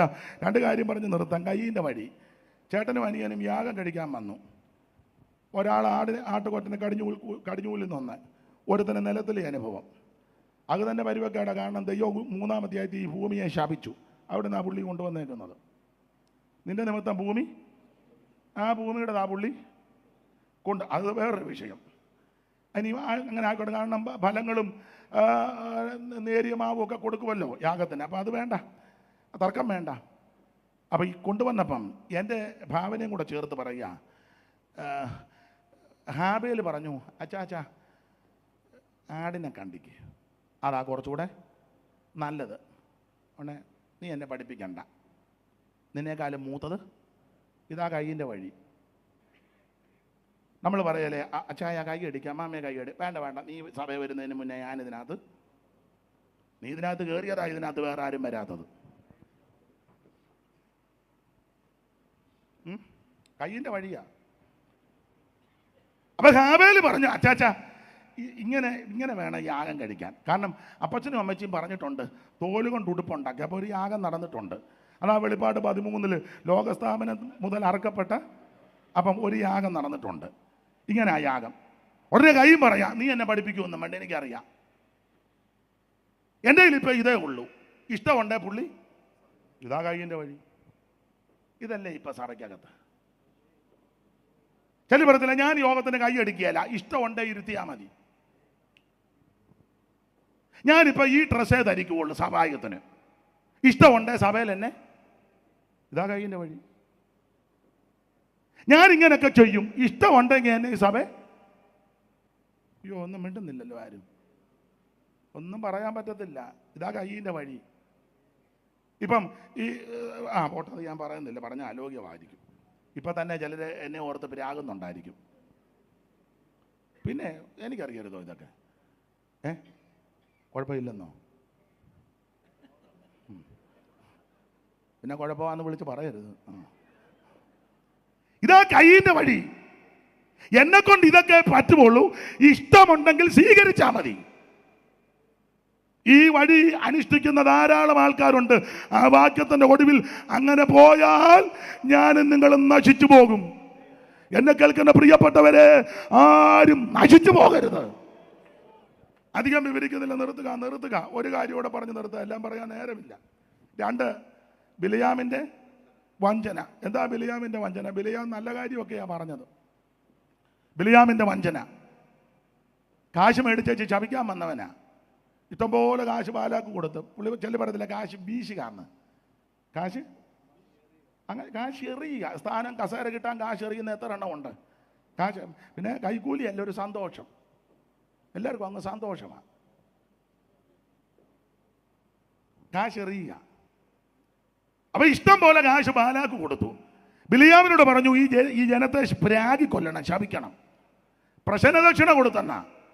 പുള്ളി കാശുമെല്ലാം മേടിച്ചേച്ച് വന്ന് ശപിക്കാൻ അങ്ങോട്ട് ഒരുങ്ങി. ശപിക്കാനാ വരുന്നെങ്കിലും വായു കൂടെ വരുന്നതെല്ലാം അനുഗ്രഹത്തിന്റെ വചസ്സ. 4 ഭാഗത്തും സുഭാഷിതം എന്നാ വായിച്ച്. 23-7, 23-18, 24-3, 24-15, 4 വാക്യം വായിക്കും. സുഭാഷിതം. ഇനി 18. അവൻ സുഭാഷിതം ചൊല്ലി 24:3.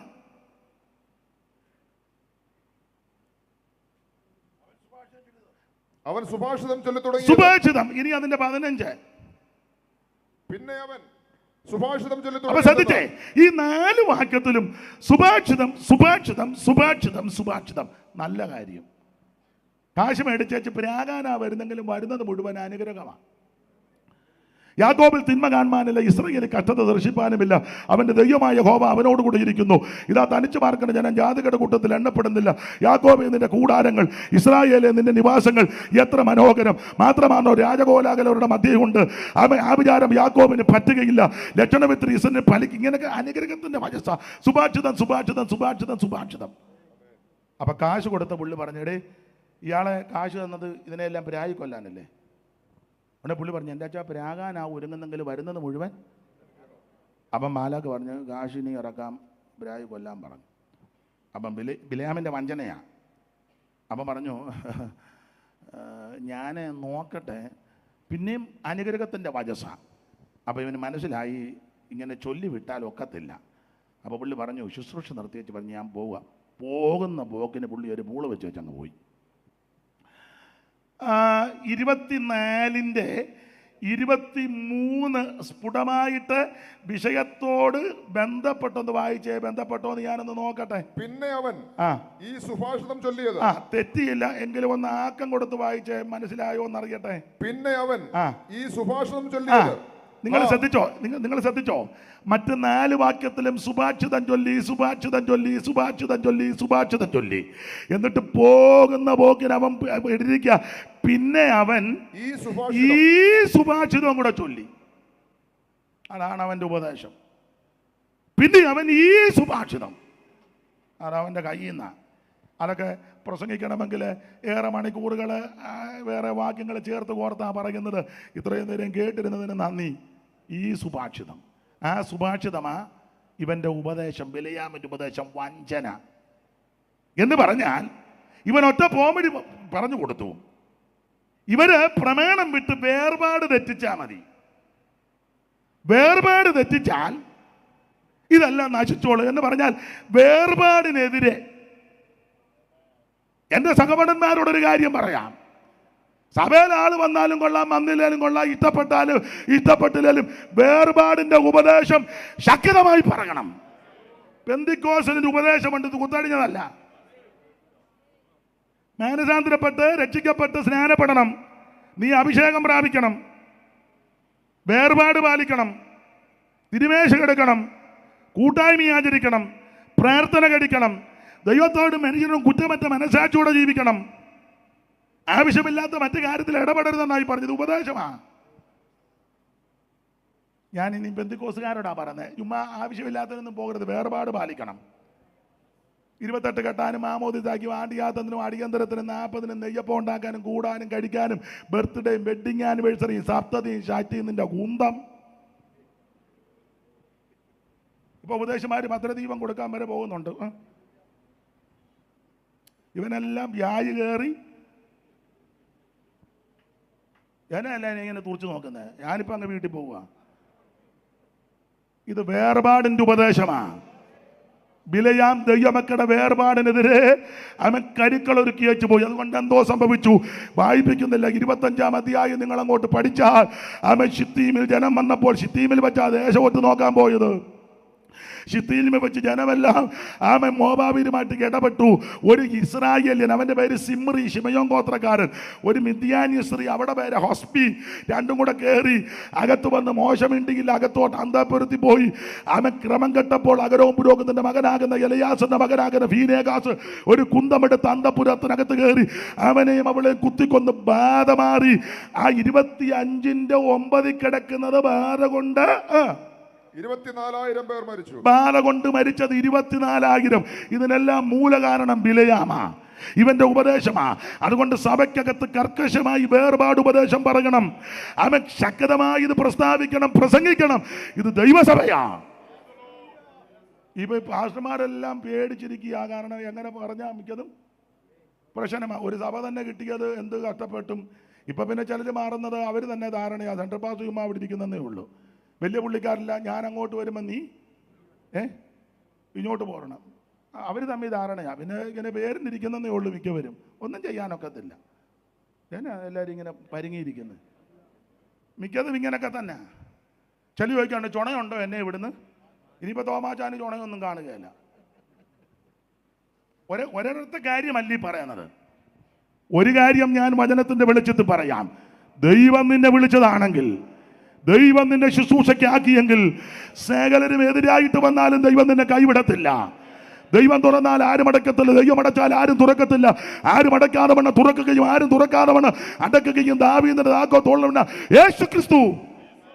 അതുകൊണ്ട് ബിലിയാമിന്റെ വഞ്ചനയിലും കയ്യിന്റെ വടിയിലും നടക്കരുത്. കോരകന്റെ മത്സരം പറയുന്നില്ല.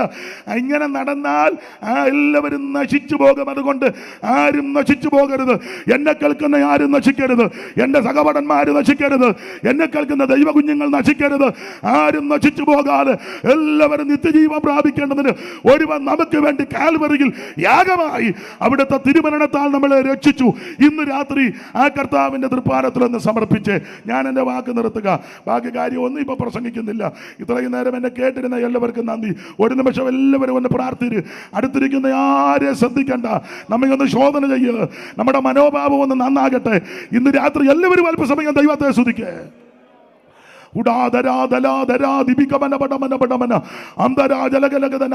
ആരും നശിച്ചു പോകരുത്, ആരും നഷ്ടപ്പെട്ടു പോകരുത്, ആരും തകർന്നു പോകരുത്.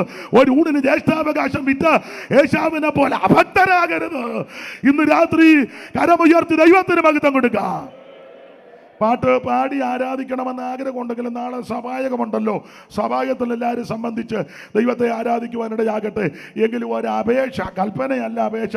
ഒരു മിനിറ്റ് ഒന്ന് എഴുന്നേറ്റ് നിൽക്കാമോ? തീരെ അവശതയുള്ളവരിരുന്നു, ഒന്ന് എഴുന്നേറ്റ് നിൽക്കാം. അപേക്ഷയാണ്. ആ കരങ്ങളൊന്ന് വീശി ദൈവത്തെ ഒന്ന് മഹത്വപ്പെടുത്തിയാട്ടെ. എല്ലാവരും കരങ്ങൾ രണ്ടും ഒന്ന് വീശി ഒക്കുന്നെങ്കിലും അല്പ മിനിറ്റുകൾ.